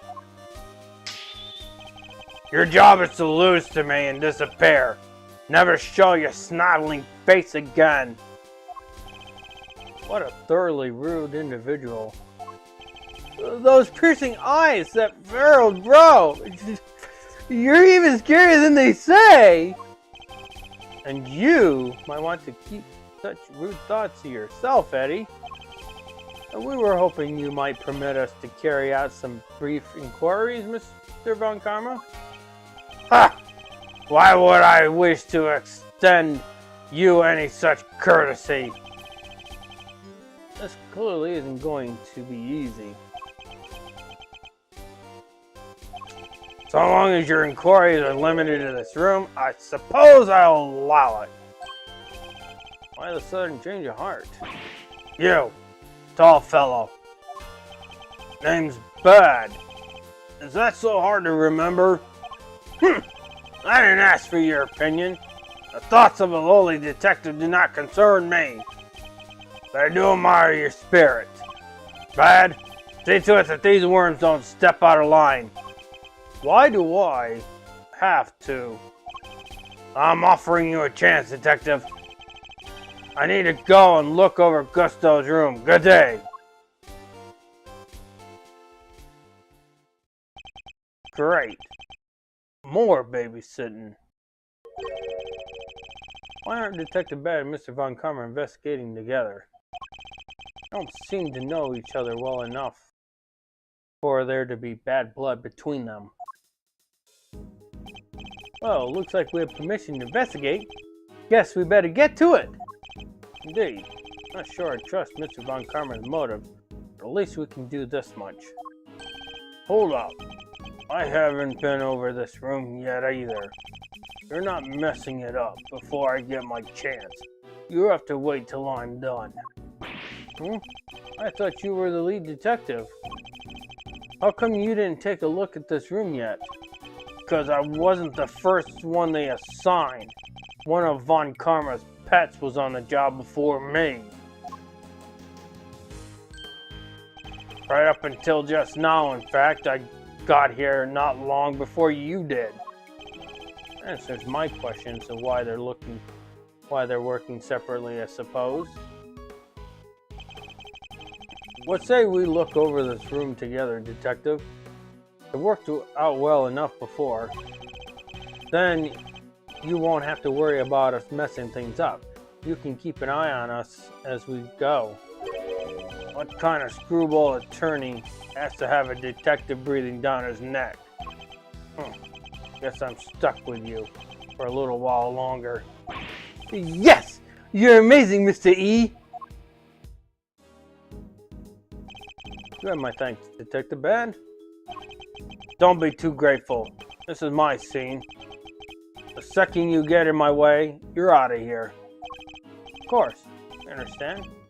Now, shall we begin? Contest venue, Scullin's room. What is it? Room's laid out the same as Tengaro's. Does anything else strike you as strange? Von Karma was inside the castle. Must have been looking around in there. Who knows? Maybe he had a reason to.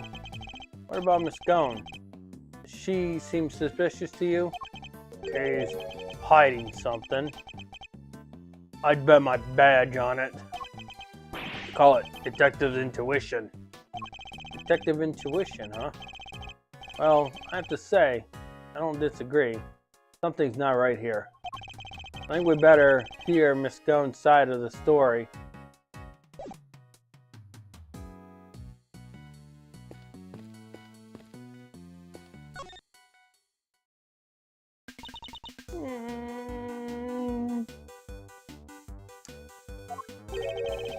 What's the matter, Miss Scone? You seem a whole lot less cheerful than you were a minute ago. Is it Miss Von Karma?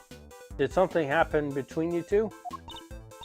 Why, yes. Nothing happened at all. But you just said yes. That was a hello yes, you silly boy. Aren't you just the sweetest little sugar dumpling? Remind me what your name was again. Oh, Eddie. Eddie Lumpkin. You'll go for dearie. Go far, dearie, I can tell. Eddie Lumpkin? Seems our English gentlewoman has taken a liking to you, friending. To you, Eddie. No small accomplishment. You're not exactly what I picture when I think of a gentlewoman, Mr. E. Never mind that now. We should ask her a few questions while we can. Could you tell us what you did over the course of the contest? Of course, dearie. Let's see. It all started at about 10 in the morning. That's when we set to work. And, well, I spent most of the time here in my room, getting everything ready as you expect, while I'm licking my fingers. Oh, and then there was a lovely afternoon tea for an hour or so, and around 1, I think. Afternoon tea? That's an English tradition. A chance to drink tea, enjoy a snack, and make small talk. Ah, so kind of like recess? I suppose you could say that. Oh, you really know your onions, don't you, Greggy Pegleg? Greggy Pegleg. Such a clever boy. When did I become Greggy? For that matter, when did I get peg legs? And where was this afternoon tea served? Out in the garden, of course. The lovely little one just outside. I do it at the same hour every break time during the contest. Lay on a nice little spread, you know. But today, only me, Jensen Silly Pants and Moody Judy were there for it. Samson Poople. Samson Poople had already finished his big creation, so he was there the whole time. But poor little Chili Winks and Goosey Pants had to miss out because they didn't finish yet. Bless them. They're saying everybody except Mr. Frost and Mr. Gusteau was present. That's right, dear. Tell you the truth, I hadn't finished yet either. But I wasn't about to miss out on tea and cake served by our two TV superstars. I went right back to work when I finished, though. Tootled off while the others were still nattering away. And at what point during the contest did you visit any of the other competitors' rooms? But no, dear, don't be silly. I can't help it if I like sweets. That's strange, because your fingerprints were found in Mr. Tengora's room. Caught red-handed.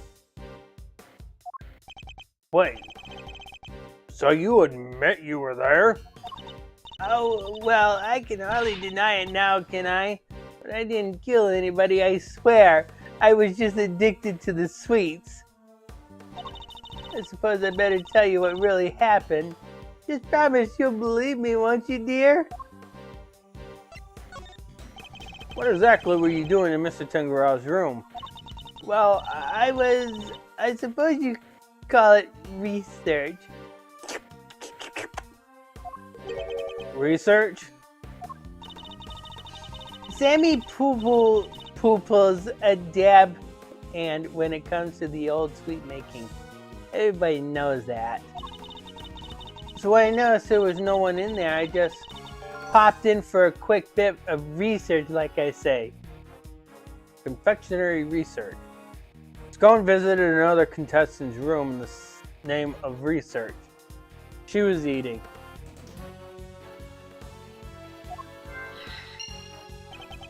What kind of research leaves fingerprints? Yes, that well, it stands to reason I'll leave fingerprints, doesn't it? After all, it's hardly research if you don't have a little nibble now, isn't it? What? You ate little pieces of them? So, traces of tampering in Mr. Tengora's room? That was all you? I'm even so sorry. I'm ever so sorry, sweeties. I didn't mean to make a mess. I'm just addicted to sweets. I had to take a little bite here and there, didn't I? I didn't want poor Sammy Poople getting upset, so it was just the teeniest bit in pieces. On the stand holding up the ship, you took a bite out of that too, I suppose? Oh yes, dear, of course I did. It was you? You brought the whole thing crashing down? I'm sorry, my lovely, truly I am. Hold on. Is that why you left the afternoon tea early? You were heading off for a second helping of sweets? Look, just please believe me. I never killed anybody, I promise. I'm just addicted to sweets. Her actions were certainly suspicious. That's about all we can say for now. Delicious scorn. or scone. Delicious scone. Does this sound like our fairy?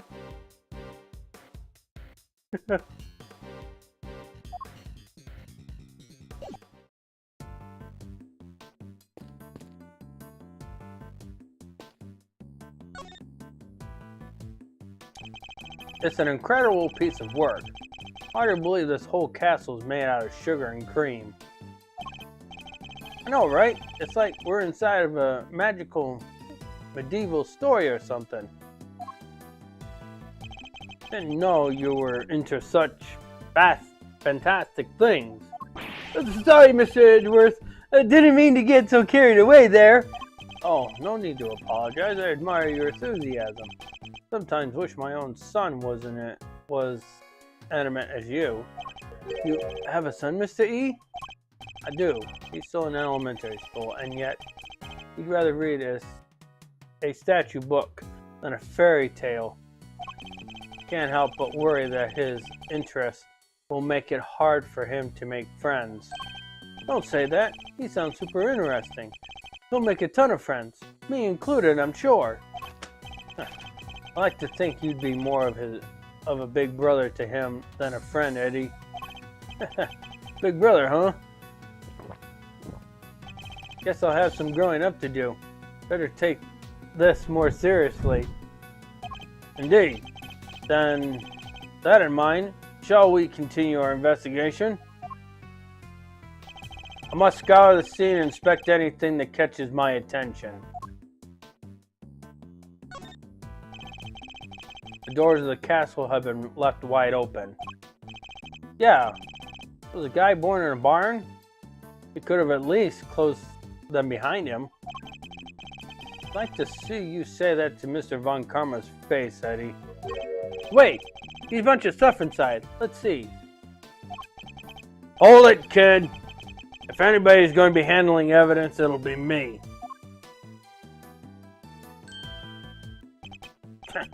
Cream's going all runny. Runny cream. This whipped cream is melting and will lose its shape at the slightest touch. It's all over the detective's shoes.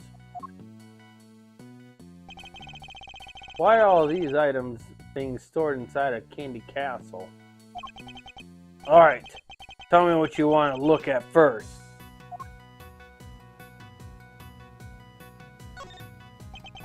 Two big rock crystals? Looks like somebody was using this castle for storage.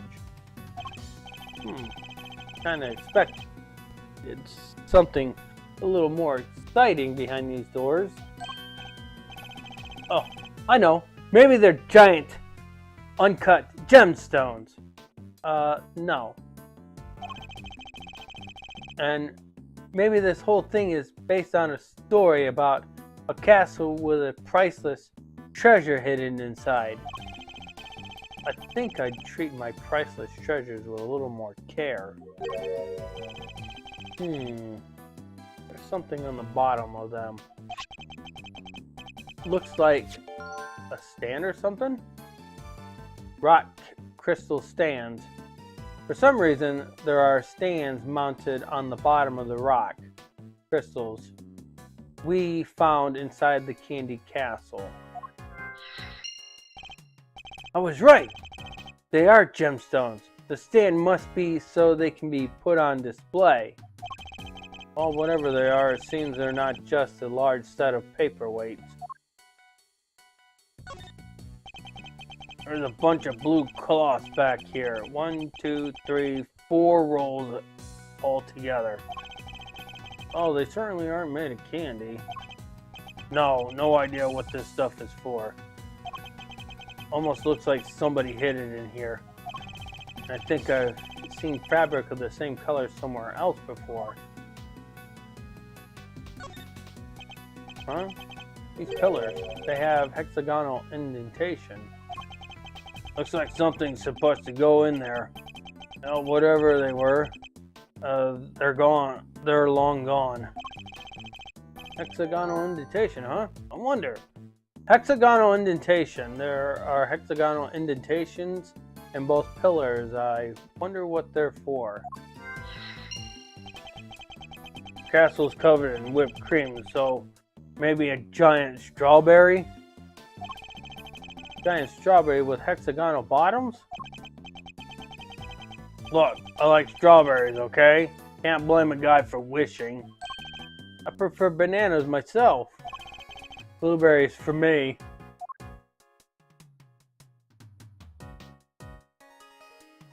I don't see anything else here.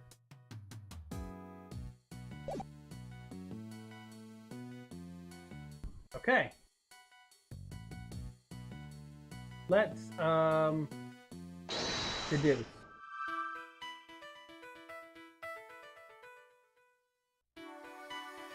Just by that investigation, you should already know which two goes together.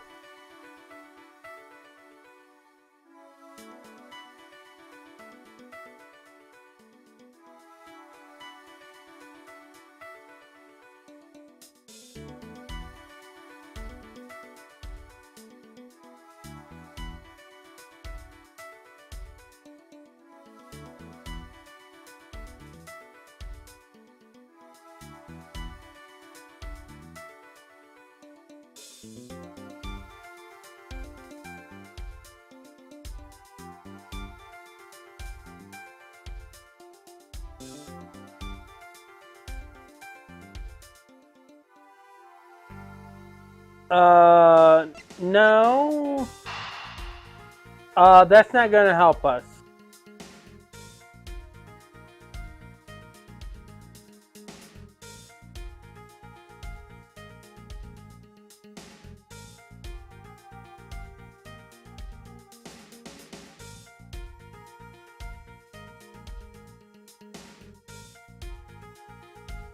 But we will have a use for the rock crystal stand.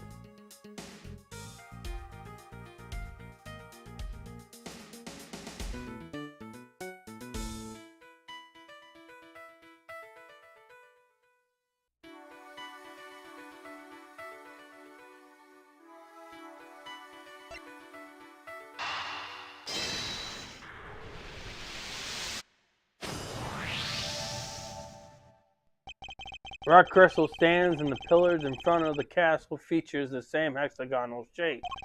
I believe the crystals are meant to be placed on top of the pillars. Oh yeah, hexagon to hexagon. Makes perfect sense. If that's the case, then why were they being hidden inside the castle? The rolls of blue cloth and the rock crystals inside the castle. Imagine both must belong to Miss Gone. Miss Gone, what were you using the items inside the castle for? Oh, those? Sorry, Lambkin, but I'm not allowed to say. Let me guess, Von Karma? How did you know? But please don't ask me to tell you. You'll have my guts for garters. It seems the prosecution really has no intention of sharing anything with the defense. Man, I thought we're onto something with those giant rock crystals, but... What's that, dearie? You're interested in my little trinkets? Your trinkets? Yes, my sweeties. I use them to make people all lovely and relaxed. Use rock crystals and cloths to do that? I do. It's wonderful. You should see it. And they're not just any old rock crystals either.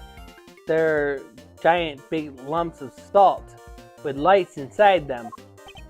Wow! Those things are lamps? That's not even the half of it. Those cloths hold an even more exciting secret. She really opened up the moment we started talking about her trinkets. Since you're here, why don't I give you lovely boys a taste of my relaxation magic, Betty Bumpkins, can you get it all out and set it up for me? The name is Bad. Is that a no? Why are you being so selfish, Patty Bumpkin?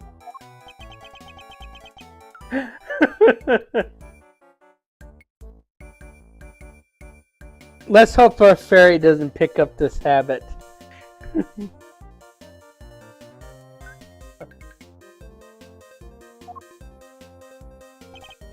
Yo, have you finished taking photos of this room yet?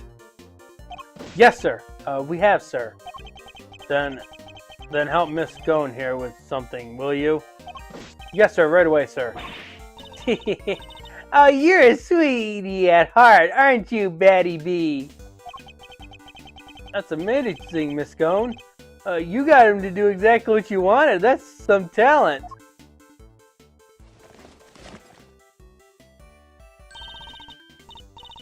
Thank you ever so much, Battykins. And you, Officer Lovely. He's even giving nicknames to the forensic guy now. I guess it's her way of showing that she cares. So, what about this is supposed to be relaxing exactly? Oh, don't be a big sourpuss, Batty B. The fun's only just beginning. Officer Lovely, you can switch it on now. Yes, ma'am.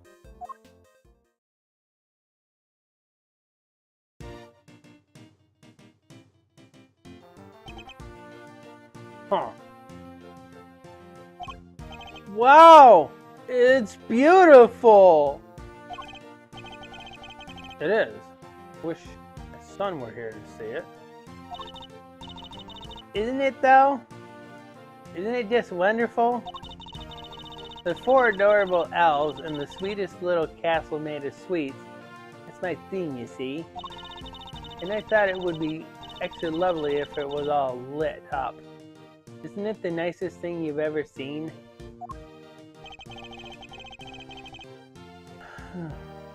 One of the elves must be feeling a little left out.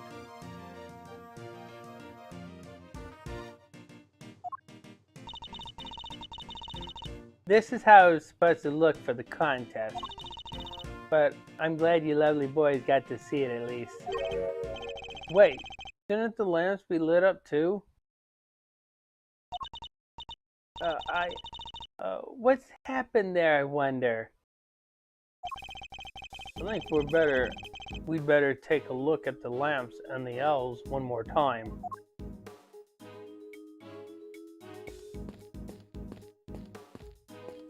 Take a look at the lamps.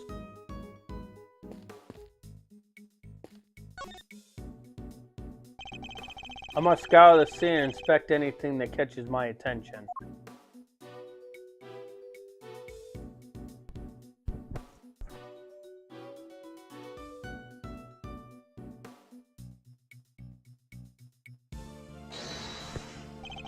Could this be related to the evidence somehow?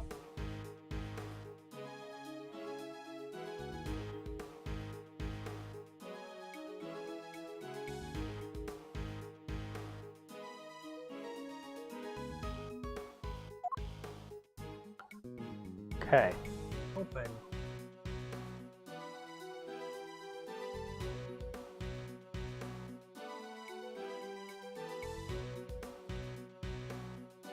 I might not be ready for this yet.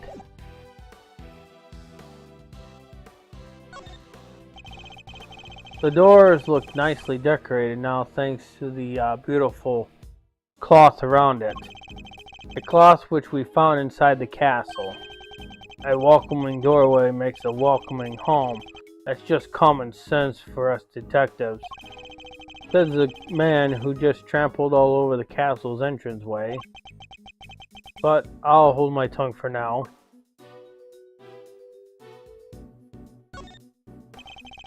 The lamps appear to be broken. Bulbs are smashed. Both of them. Maybe they fell and broke on the floor? Look, there's red stain on the one on the left. That's not just a stain, that's... Yep, it's blood alright. I can smell it. Bloody lamp.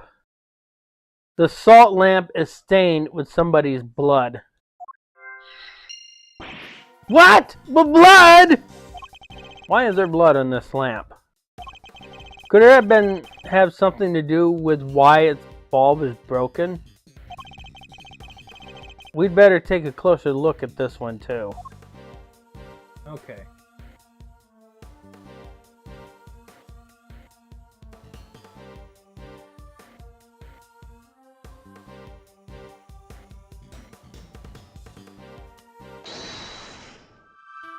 All right, now we have two that we can put together.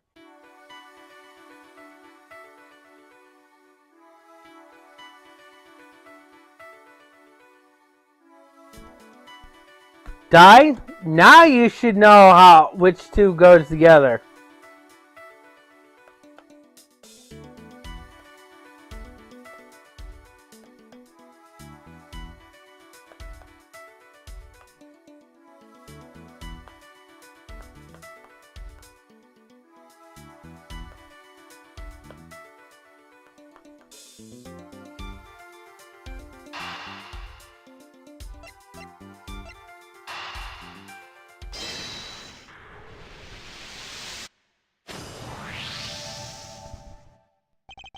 We know the victim was struck and killed with something blunt.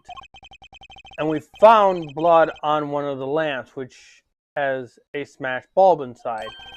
Could the lamp not have been the murder weapon? For sure, it could definitely do enough damage to kill someone. Yo, science guy.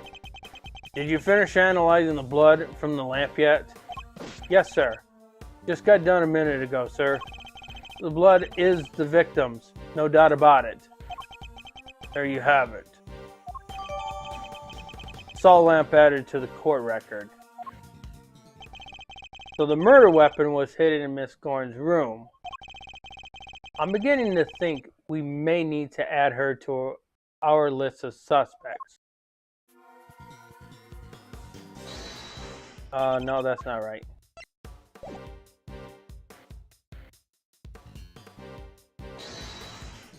Could this be related to the evidence somehow? Alright, so now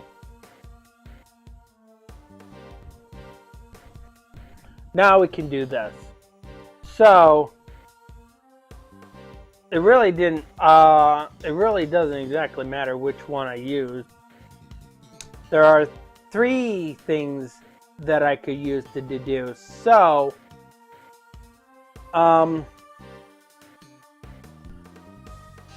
we're not going to be able to use the lamp for this one because I'm deducing a lamp.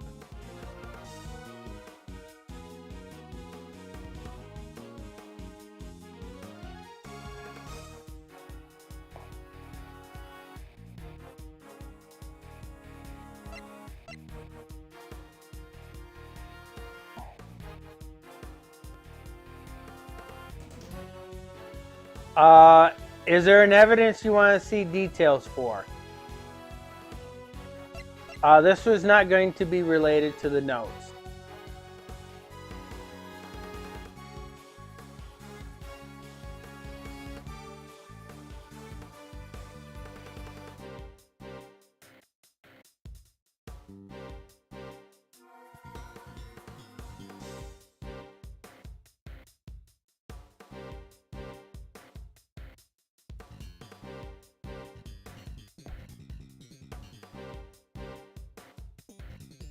On any of the evidence, pick an evidence that you want to see details on so you know exactly which evidence we could use.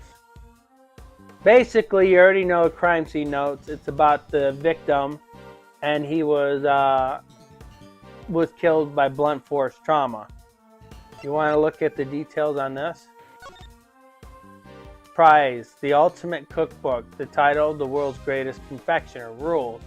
Judging will proceed clockwise from the leftmost room. All contestants should gather in Mr. Tango's room when judging ends. No confectionery items may not be used, or non-confectionery items may not be used as decorations. Stands and display materials will be prohibited. Contests may not enter another contestant's room until judging has been completed. So that's what that is.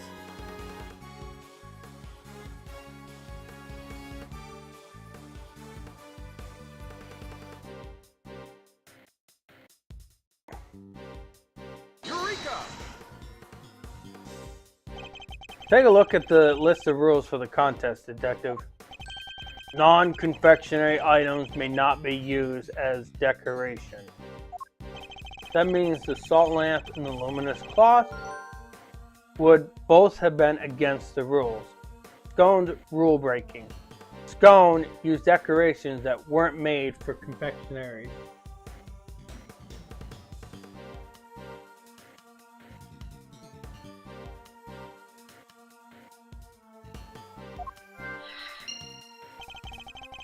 Is that why they were stashed away inside the castle? I think we need to dig a little further into this with Miss Scone before we can say for sure.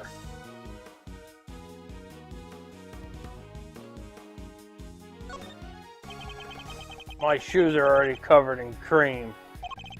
I wouldn't get any closer unless you want the same thing to happen to you. We've seen what's behind those doors. There's really no need to look again.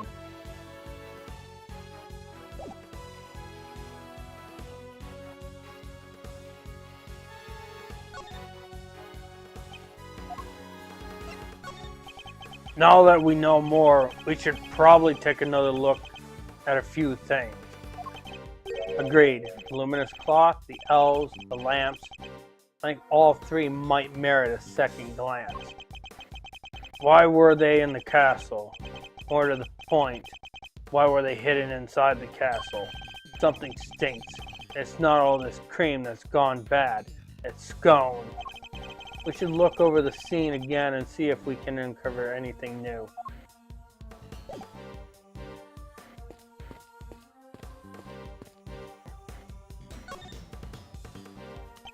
This elf doesn't have a illuminated cloth over it like the others. It's not fair to leave the poor guy out, Miss Scone. Well, I didn't want to, did I, dear? But one of my cloths and one of my little machines went missing. A cloth? And what sort of machine exactly? Oh, you'll never guess how it all works. Those luminous cloths are connected to these little thingamajigs. They're called full spectrum light emitting devices. They send light down the main cable and into each optical fiber strand. That's what makes the cloth glow. With a little bit of fiddling, you can change the light to any color in this whole wide world. Bright red like furious fiery flames. Cold blue like clinking crystals of ice. They have those special batteries that last for donkey's hours or donkey's years. And they don't mind the cold at all. Forgive me. For these machines, they're what makes the special luminous cloths light up in all those beautiful colors, Mr. E. I see. So much new technology, I can barely keep up. So these light-emitting devices, lost one of them. A piece of luminous cloth. That's right, Lambkin. Heaven only knows where they could have gotten to. This cloth, it could have something to do with this case. Luminous cloth added to the court record. Okay. I wonder if we'll have a ladder discussion in this one. What's the matter? Something weird about the ladder? It's not a ladder, Detective Bad. It's a step ladder. Same difference. Far from it, actually. You know if you observe their basic natures more closely. Amazing, Miss E. I'll have to remember this for future reference. The ladder discussion, remember that?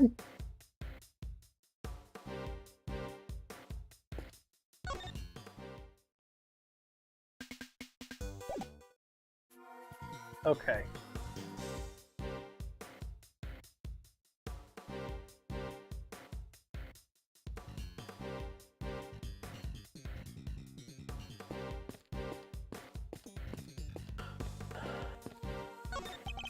There's a small door on the wall here, just like Mr. Tangar's room. Here, I'll open it. Temperature 68 degrees. Light set to green. Then Gusto said cream needs to be kept at 50 degrees. Temperature's in here too high. High temperature. The temperature of Scone's room isn't suitable for whipped cream. That is odd. I wonder why. Okay.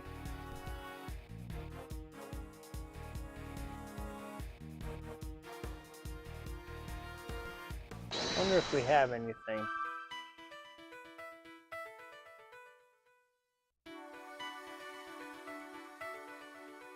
We do, actually. We only have 2.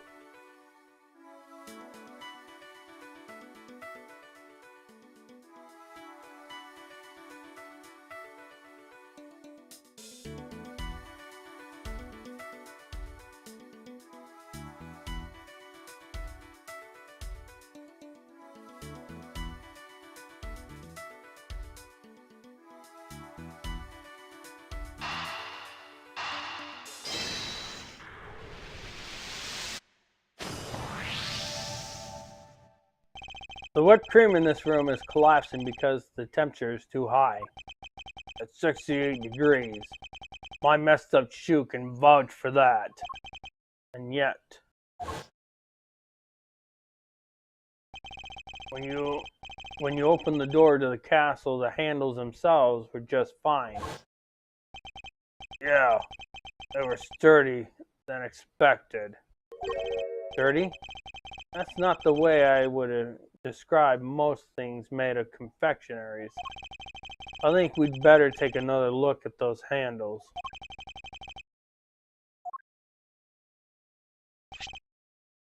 What the? I think it's safe to say these handles aren't made of candy. It's not just the handles, the whole castle. The little elves. They're all just plastic models with whipped cream smeared on top. What? So none of this confectionery art So none of this is confectionery art after all? No, it's simply made to look like candy, with the cream having been added to lend it all an air of authenticity. Fake creations. Scone's confections were all fakes. What was she up to?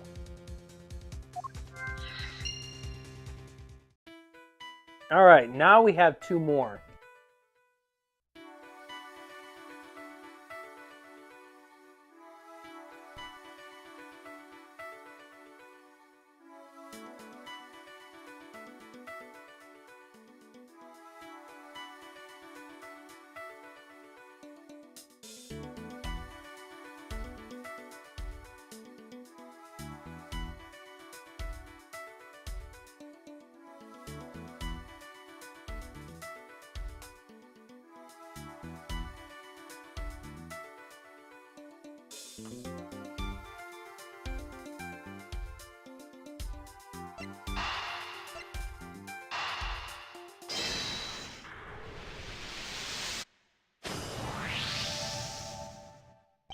So not only did she use decorations that were against the rules, she didn't even make any real sweets.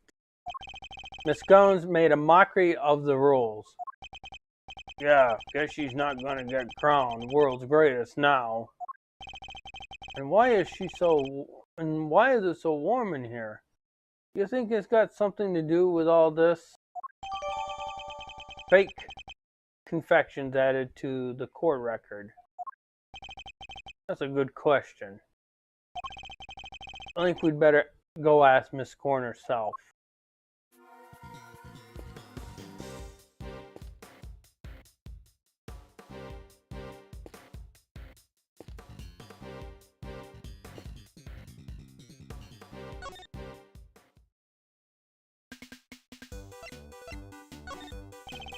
Miss Scone, why is the temperature of your room set to 68 degrees? Because I hate the cold, don't I, dearie? And besides, being chilly is no good for a girl. If I want to keep my fresh face and complexion, I've got to be careful about these things. We ladies have to stay young, don't you know? How old is she really, though? That's what I'd like to know.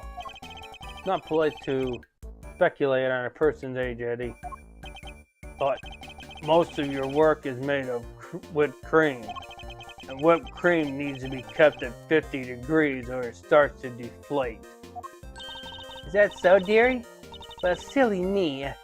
I've only gone and made a whoopsie. Wait, she really didn't know that? Lack of knowledge. Scone doesn't seem to know basic facts about making confectionery. World-class confectioner. My foot. Not only did she break the rules by using fake candy, she's ignorant of basic facts about her supposed craft. Miss Scorn grows more mysterious by the minute. So,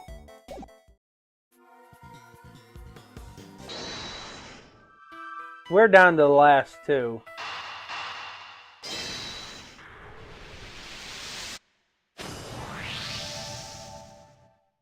Miss Scone appears to lack basic knowledge about confectionery is created. And she says that she snuck into another entrance room for research purpose. Hardly the actions of a world-class confectioner competing for a major prize.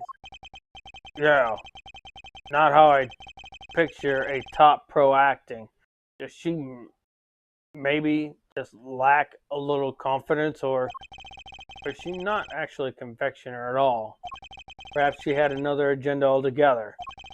After all, we only have her word for it that she went into the rooms to do some research. Wait, you mean maybe she went in there to commit a murder? There's no way of saying so for certain just yet. She is hiding something. That much I'm certain of.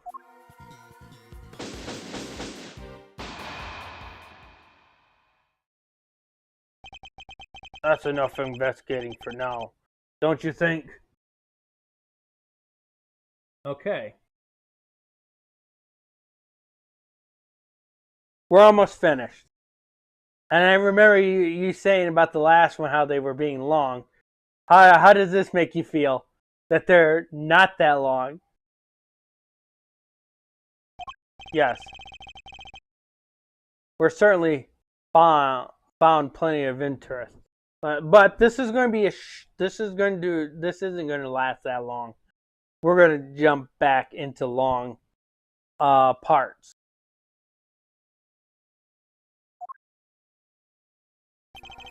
Something's been bothering me for a while now.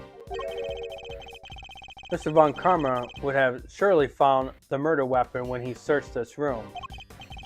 And yet, he didn't arrest Miss Scone. He didn't even seem interested in questioning her.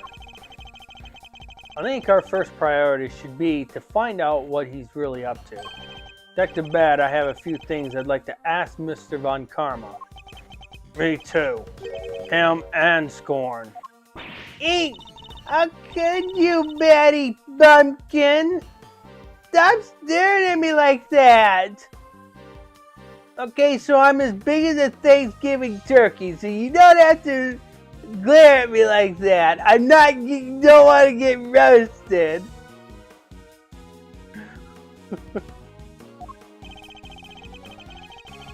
It appears Detective Bad is just as suspicious of Mr. Von Karma and Miss Scone as I am. Miss Scone, would you be so kind as to accompany us? Of course, dear. Where are we off to? To find Mr. Von Karma. December 24th, 8:05 p.m. Contest venue, Fountain Room.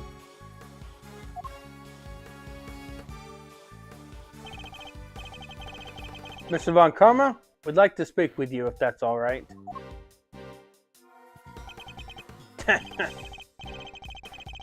Judging by your face, I'm guessing you found the murder weapon? We did. It was in Miss Scorn's room. Which means that Mr. Tangora should no longer be the only person of interest. Ha! Nonsense! Doesn't matter where the weapon was found, Mr. Tangora is guilty. And as long as this case is mine, guilty he shall remain.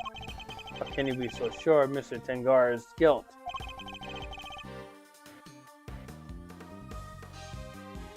You have an explanation, I assume, for why the murder weapon was in Miss Scorn's room? Of course I do. And I'll be delighted to share it with you. The murder weapon. Tangora killed Frost with one of Scone's salt lamps in order to frame her for the murder. To complete the deception, he took it back to his room once the deed was done. After all, it had been found near the victim's body. Tangora would have seemed doubly suspicious. A body may be hard to move, but a weapon considerably less so. And that is why there was no piece of evidence on the scene that pointed to a particular suspect. So it's your assertion that Mr. Tangora took the salt lamp back to Miss Scone's room? It is indeed. But it is more than an assertion. It is a fact, based on my own investigation. You mean you have proof that he did so? I don't need any such thing. What? If you have a rebuttal, I'll be happy to hear it. But I highly doubt you'll be able to follow my logic.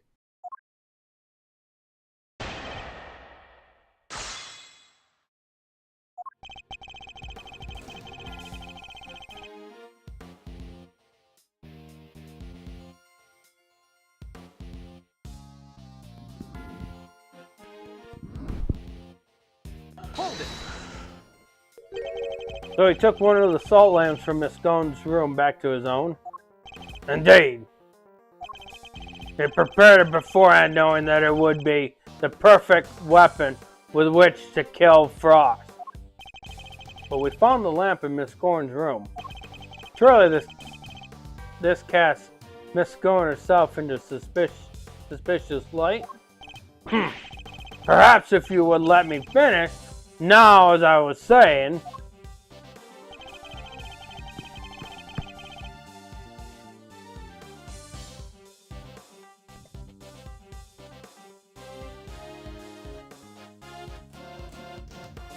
Hold it. you're talking about the lamp made of rock salt that was hidden inside the Candy Castle, correct? Precisely. I was the one who found it. So be grateful. It's thanks to me you even had such a vital piece of evidence. What made you go inside the castle in the first place? If you don't mind me asking. Good point. Maybe he just wanted to see what it was like in there? Fools! You think I went in there on a whim? I went in there because detectives are an incompetent lot, so I investigated myself. But I had nothing to do with the initial investigation. That's right, Detective Bad wasn't part of this investigation until very recently. If you want my trust, Detective, you'll have to earn it. And a good first step would be to stop wasting my time. Now, if you'll allow me to continue.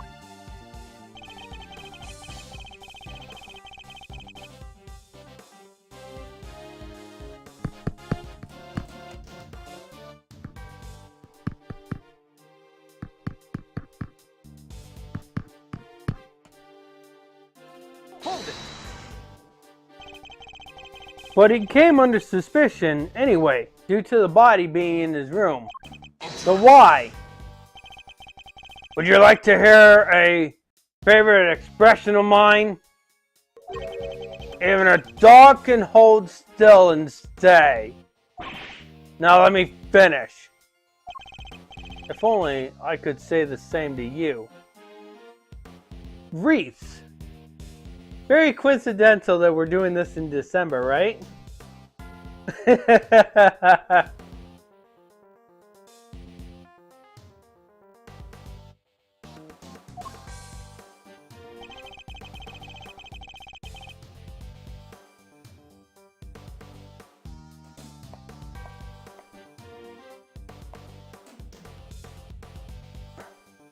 Hold it. So, you think he hid the body in the chest but removed the murder weapon from the crime scene? Yes. He foolishly believed his own creation to be the perfect hiding place.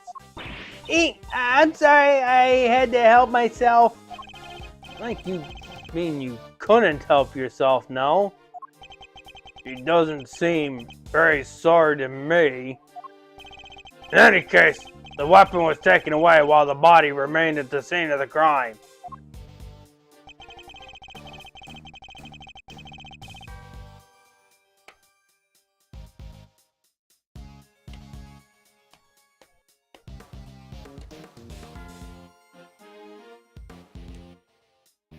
Hold it. But if there's no proof, how can you say for certain that Mr. Tangara is the culprit? Test. Is that the best you can do at pressing me? Listen here. The presence of the body in Tangara's room is in itself proof enough of his guilt. Objection. And you didn't find evidence pointing to any other possible suspects? Perhaps you should take another look. You might.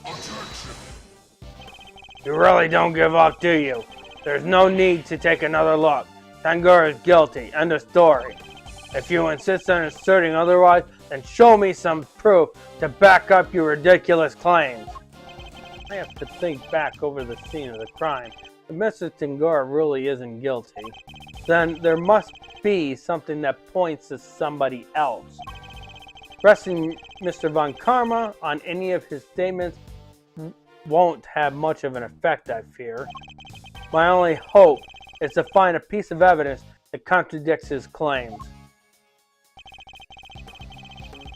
Alright, time to pick the statement.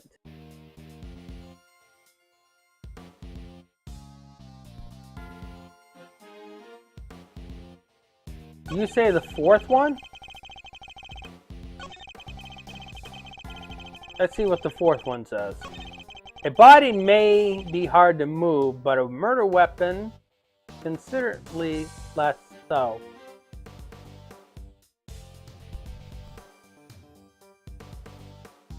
Well, he's actually not wrong, Dai. It actually is a lot harder to move a body. But depending on the murder weapon, it is not that hard to move a murder weapon.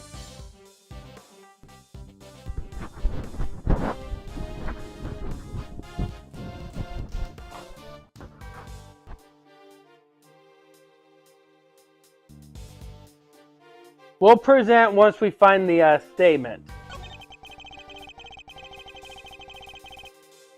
Okay. Now we have to pick the piece of evidence. And this, we have 2 evidence that we can actually use. But we can only pick one.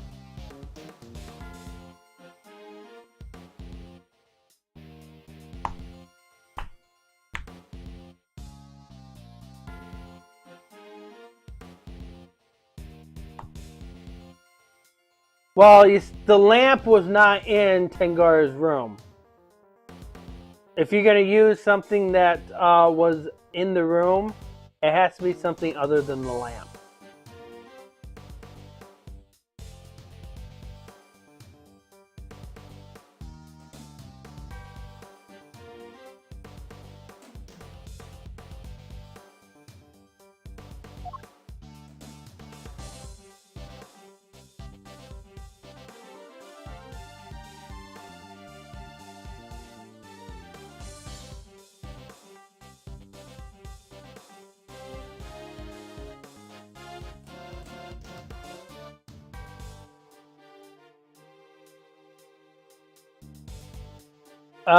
No, this was not in Tengara's room.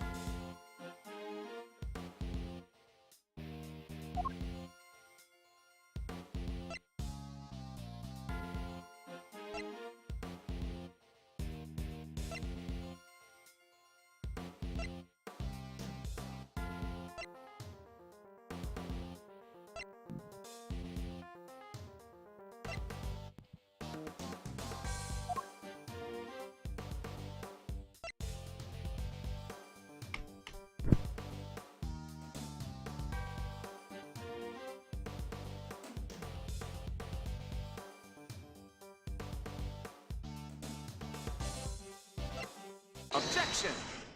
So the other one you could have used was also the crime scene notes. True that the murder weapon and the bloodstained chocolate were removed from the scene of the crime. But something else remained that does point to one person in particular. Take another look at the photograph of the body, if you will. The cloth covering the victim's lower half. Is that not one of the same luminous cloths we found in Miss Thorne's room? What's that, dearie? One of my lovely colored cloths at the scene of the crime, you say? Luminous cloth? Nonsense. I see no light to speak of. I guess he doesn't know how it works. It may look like an ordinary fabric at first glance, but attached with one of these light-emitting devices, and the difference soon becomes apparent.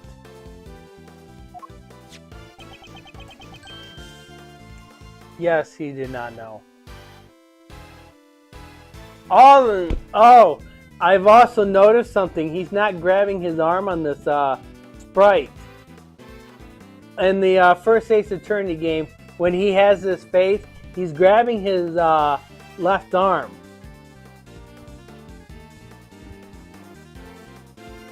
And there was a reason why he was grabbing his left arm in the first one, is because he was shot in this arm. This takes place before he was shot in the arm.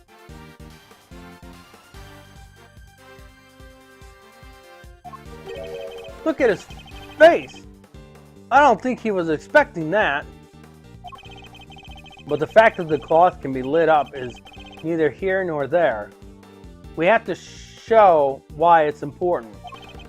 One of the rolls of the cloth from Miss Scone's room went missing. And if you look closely at the blue cloth in the picture, wouldn't you say it's clearly made of the same material, Mr. Von Karma? Saw lamp and the luminous cloth both belong to Miss Scone. And seeing as the body was wrapped in said cloth, Surely even you have to admit that it's suspicious. Mr. Von Karma, I think it's time to accept that a number of factors point to Miss Scone as a person of interest. Eek! Craigie Pegleg, how could you? You're accusing me of all people? I'm not accusing you of anything just yet, but I do think you're hiding something. That's not... Just to clarify, your assertion is that both the murder weapon and the cloth were in Miss Scone's room prior to the murder? Exactly.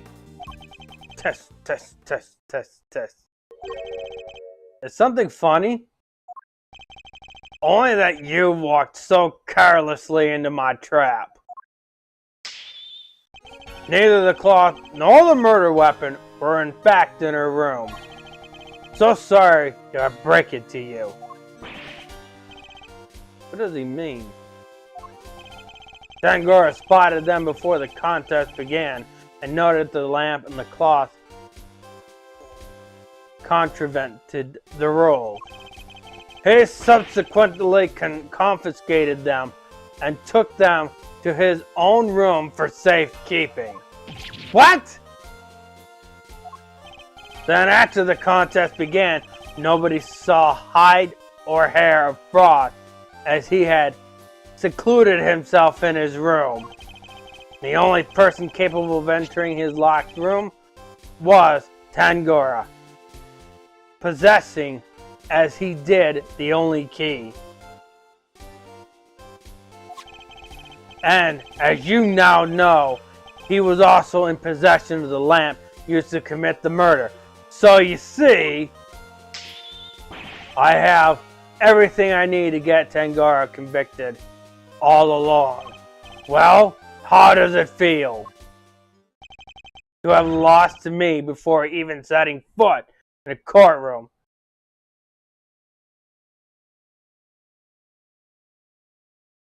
Hey, this is a high-scoring game. Interesting. This can't be happening. Wait! All our hard work was for nothing? Miss Scone! Why didn't you tell us your stuff was confiscated by Mr. Tangora? Well, dear, Mannequin said that if I spilled the beans, I'd end up being the one under suspicion. But that was a lie. If she didn't say anything, she still would have been. And if she had said it, she would have been cleared. Mr. Von Karma said that? And he wasn't wrong now, was he? You two accused me yourselves just a second ago. That was before we knew that fact. Test, test, test. Pathetic. Curse you, Von Karma. You led us to the murder weapon knowing we'd make certain assumptions as a result. One more thing, my pathetic friend. There are two and only two sets of fingerprints on the murder weapon. Two? Scone's and Tangora's. Yes, those of Delicia Scone and Samson Tangora. No others were found. Tangora used the lamp he had confiscated to murder Frost. Hello, Dylan Shanley. Welcome to the stream. Now Twitch is doubling. Oh no, wait.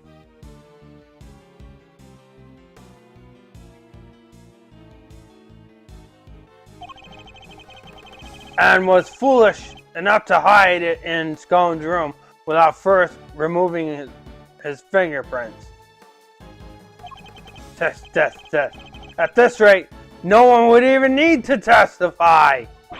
My perfect evidence will do all the talking for me as I secure his guilty verdict. Objection! But wait! What about the luminous cloth that was left behind in Mr. Tangara's room? What about it? He probably meant to return it after disposing of the body. I don't have enough to disprove any of what he's saying. Test, test, test. No more pitiful objections? Then get out of my sight and close the door behind you. Missy! I'm not about to give up. I see you mean to waste more of my time. Bad, escort them off the premises now. This investigation is not over yet. Detective Bad. What is the meaning of this? Sorry, but I'm not in the habit of leaving cases I have solved. There's still one last thing from the crime scene we haven't identified. He's right. We still have the evidence of somebody's activities to account for. We can discuss your lingering doubts at our leisure, Detective. But whatever they might be, they're no business of the defense's. Objection! I beg to differ. The piece of evidence I'm still not satisfied about either. And I suspect it might be the same thing that's bothering Detective Bad. What? This is the yet unidentified something that was left in Mr. Tangara's room.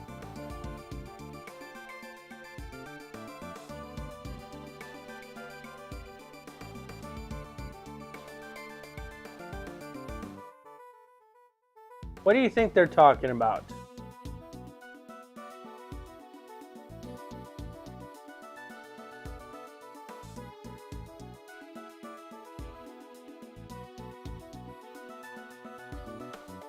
Nobody knows about the seal.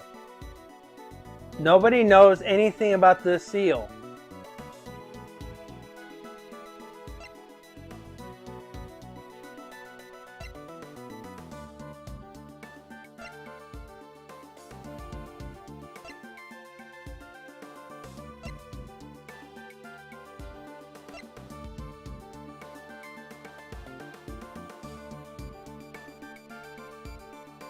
You're gonna cheat in Monopoly?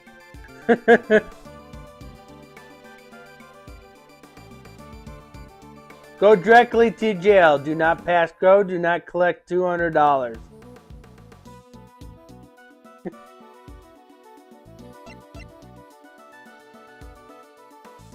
Take that! These are finger marks on one of Mr. Tangara's creations.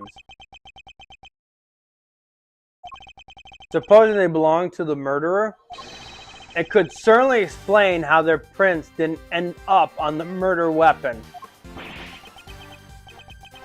How do you know so much about the crime scene? Because I let them look around. You let the defense examine the scene pad? Are you out of your mind? I don't remember you telling me not to.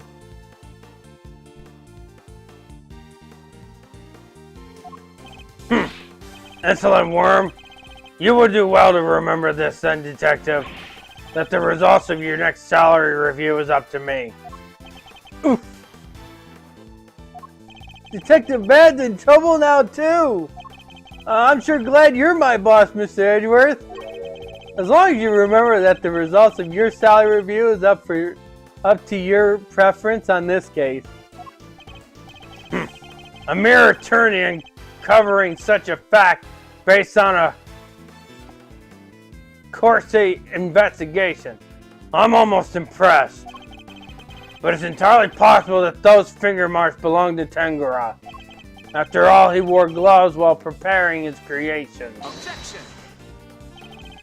But can you prove conclusively that the finger marks are his? Furthermore, there's still something about Miss Thorne that doesn't add up. Is there? Or are you implying not prepared to admit defeat? Oh, stop it, Greggy! Stop it! Stop it! Why are you being so mean to your poor old pal Delicia? I own up to nibbling poor Samsy Poobles, sweeties. What more do you want? Monopoly with my viewers. Oh, I played a lot of the classic Monopoly games.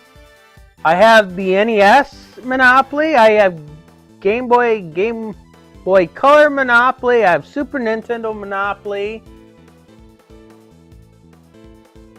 I gave away the Genesis port to a friend. I have Super Nintendo Monopoly too. I used to have PlayStation 2 Monopoly, but we also have PlayStation 3 Monopoly. So, yeah. Got quite a few Monopolies. So, yeah. Maybe in the near future we'll probably play Monopoly again. I thought about redoing, doing another game of Clue. I haven't really done another game of Clue. But, the next time when I do it, I'm going to do it with Parsec, which means I have to use an emulator. I can't do the physicals. I do have physical carts of all of these games, but it would have to be on Parsec. If you want to play Monopoly, you would have to join the Discord server and set up a Parsec account. I don't want to have to make you a suspect, that much is certain. But you lied to us, and you're still not telling us everything. Greggy, stop it! Stop bullying me! I'm sorry, but you don't even know the temperature whipped cream should be kept at. What kind of professional confectioner doesn't know something as fundamental as that? I'm sorry, alright? I'm sorry. I'm just a silly, muddle-headed girl. What more do you want me to say? I don't think you're muddle-headed at all. I think that you were never a confectioner in the first place. Enough! I'll thank you to keep your baseless accusations to yourself. Evidence is everything in a courtroom. In case you've forgotten. If you're going to accuse a witness of perjury, then I demand you present something to back it up. But this isn't a courtroom, is it? Nevertheless, what proof do I have that Miss Gone doesn't know the first thing about making desserts?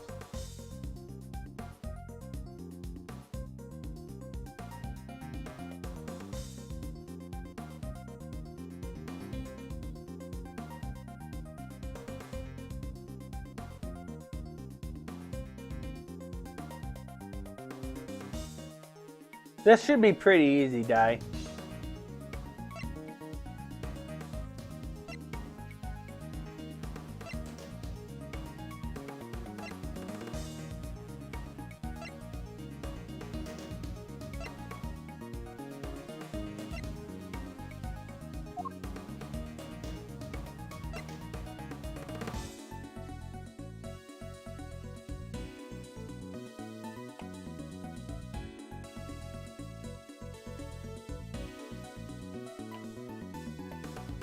Take that! Every single one of Miss Gone's creations break the rules of the contestant. The offending items, the cloth and the lamps, were duly confiscated, as we have established. And the witness did not go and bring them back to her room herself. Objection! But those weren't the only rule-breaking items in her room. What? The entire fantastic world Miss Gone created, every last bit of it. It's all just a collection of plastic models slathered in whipped cream. That cream is the only authentic confectionery in the room. No real world title contender would ever stoop so low. Is this true, Bad? Yep. Saw with my own eyes. Stepped in it with my own shoe. I like that one.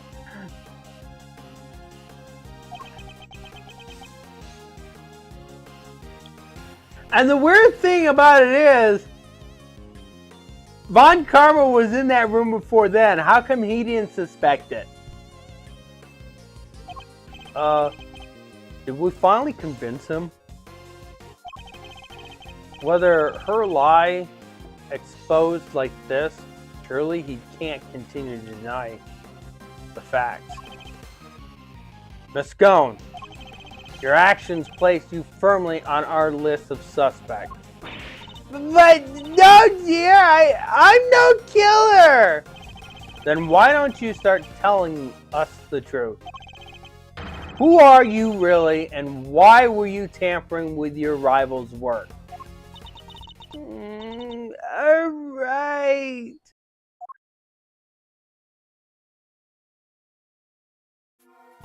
The truth is, I'm not the adorable little cook you see before you. I'm actually a pharmacist, if you can believe it. A pharmacist? Isn't that a shocker?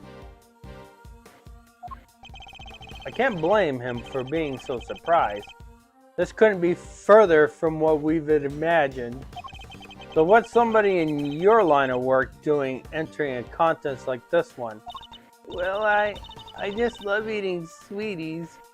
If you must know, Sammy Poople sweets are the best, or so they say.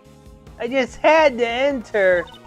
I didn't mean to end up making it all the way to the final. And Mr. Von Karma is lost for words. That's it? That's the only reason you're here? Yes, dearie. And it was worth it. Sammy Silly Pants Sweeties are the tastiest treats I've ever did eat. Somehow I think that's also a lie. And then the finger marks? Were you the one wearing the gloves? No, that wasn't me, dear. I don't ever wear gloves. Remember, Miss Stone's fingerprints were found elsewhere on Mr. Tangara's other creations. I'd say that points to her not having worn any gloves. Exactly, Lampkin. Greggy Peggy Legs. Peg Legs. Got the right end of the stick. I'm an innocent woman. Is your head filled with cream too? Eeks! Sorry, mannequins! Her head may not be filled with cream, but she's certainly no master of subterfuge. Miss Scone? Were Mr. Tangara's work the only ones you sampled? No, dear. I couldn't help myself. When I finished my afternoon tea, I tiptoed over the Chili's Winks room for a little taste, too. You were in the victim's room, too? Yes, dear.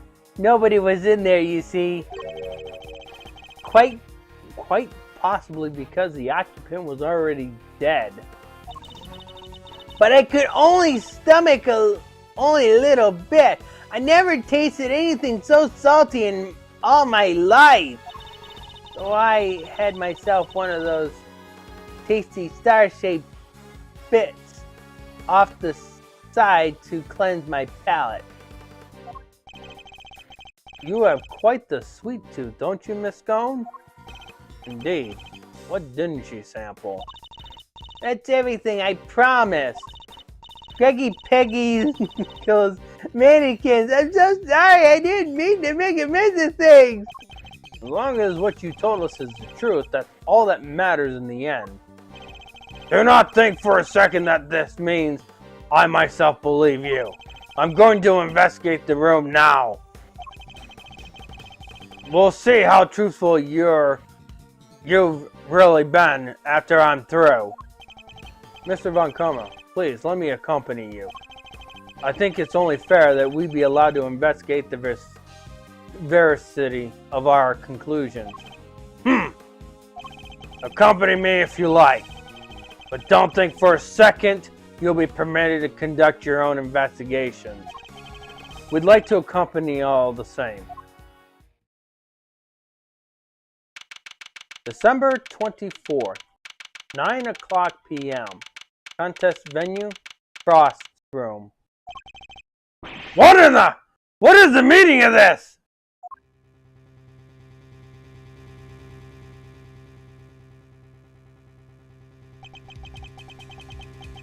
When we got to Frost Room, we saw nada. It was all gone. The whole enchilada. Well, I guess there's nothing to investigate, is there, Di? Unless you're going to investigate all that sugary water. With a little bit of salt, I guess. Was this the end of the culprit? A dead body hidden in a chocolate chest? A murder weapon moved mysteriously to another room.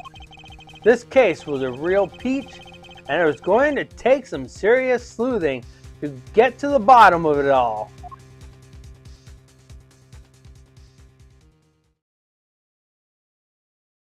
Okay. That's going to take us to the end of tonight's stream.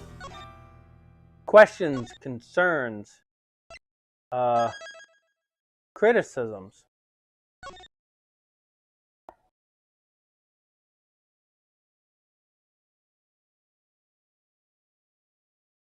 None for you. So what did we learn so far?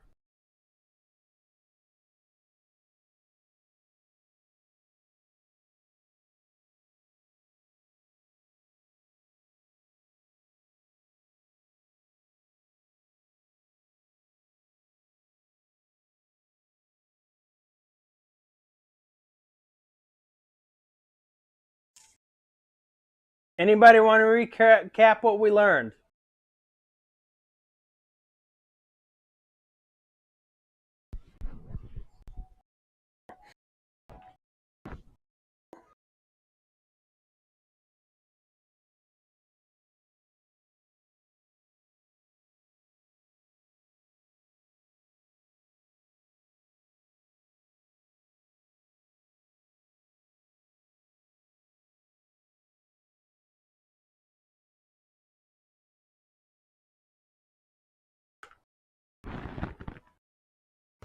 A lot of fake things, you're right.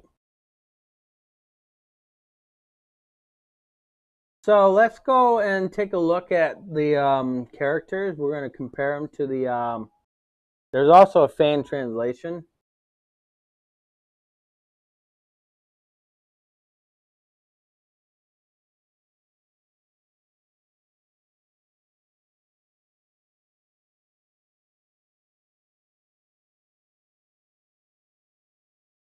So,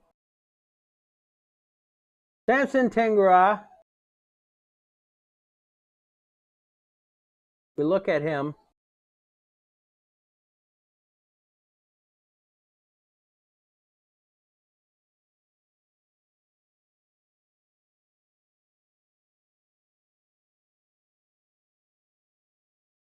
So,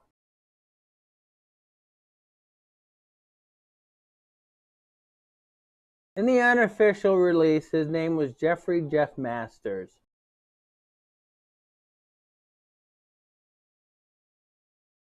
Which was a play on for Chief Master or Chef or Master Chef. His nickname of Master Jeff makes this even more obvious.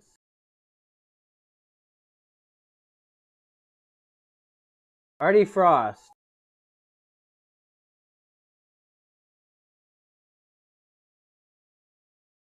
Let's see. Artie Frost is was known as Isaac Dover.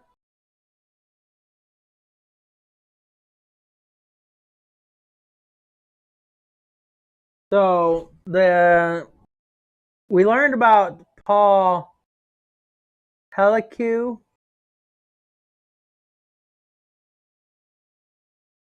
And in the unofficial translation, that person's name is Pierre Holquet, or something like that. Judy Bound.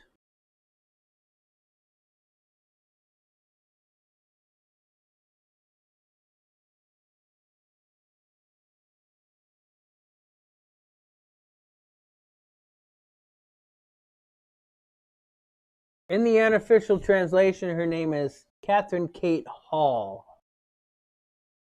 which is likely a pun on catering hall and fitting with the chef theme.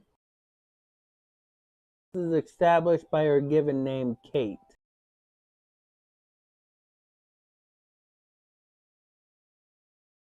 Carmela Gusto.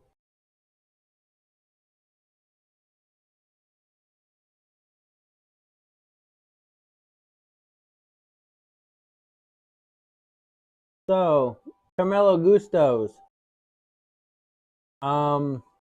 Unofficial name is Dan Gustavia.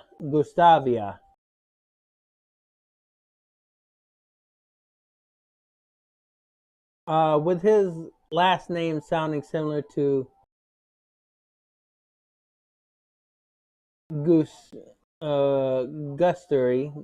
Gustavia, which is a word used to refer to things associated with tasting or the sense of taste. Dan is the demonym for a citizen of Denmark, and Danish is also the name of a type of pastry, which is possibly a reference to Gustavia's career as a pastry chef. His English name could also be a reference to Gustavus Swift, inventor of the refrigerated railroad car.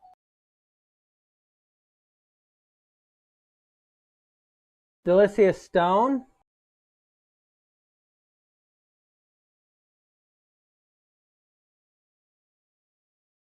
Her unofficial name is Delicia Stone.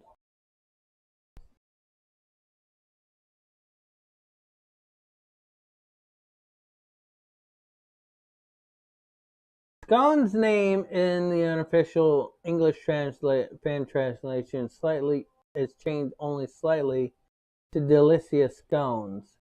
So they dropped the S in this translation. So she's Delicia Scone, which is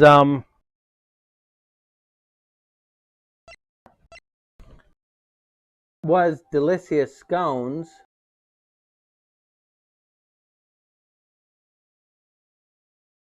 And that will be it for the fan translation. And that will be it for this stream.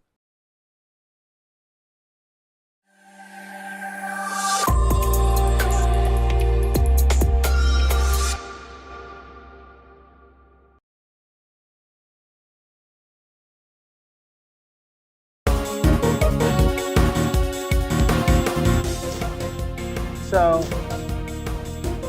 there's two parts to the middle and there are two parts to the ending. So let me take a look at his calendar. So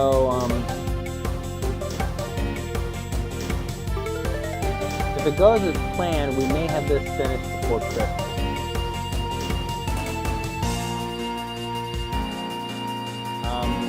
If it don't go as planned, then we probably won't have it finished by Christmas. Alright, so with that said and done, we'll find a raid target. Who shall we raid?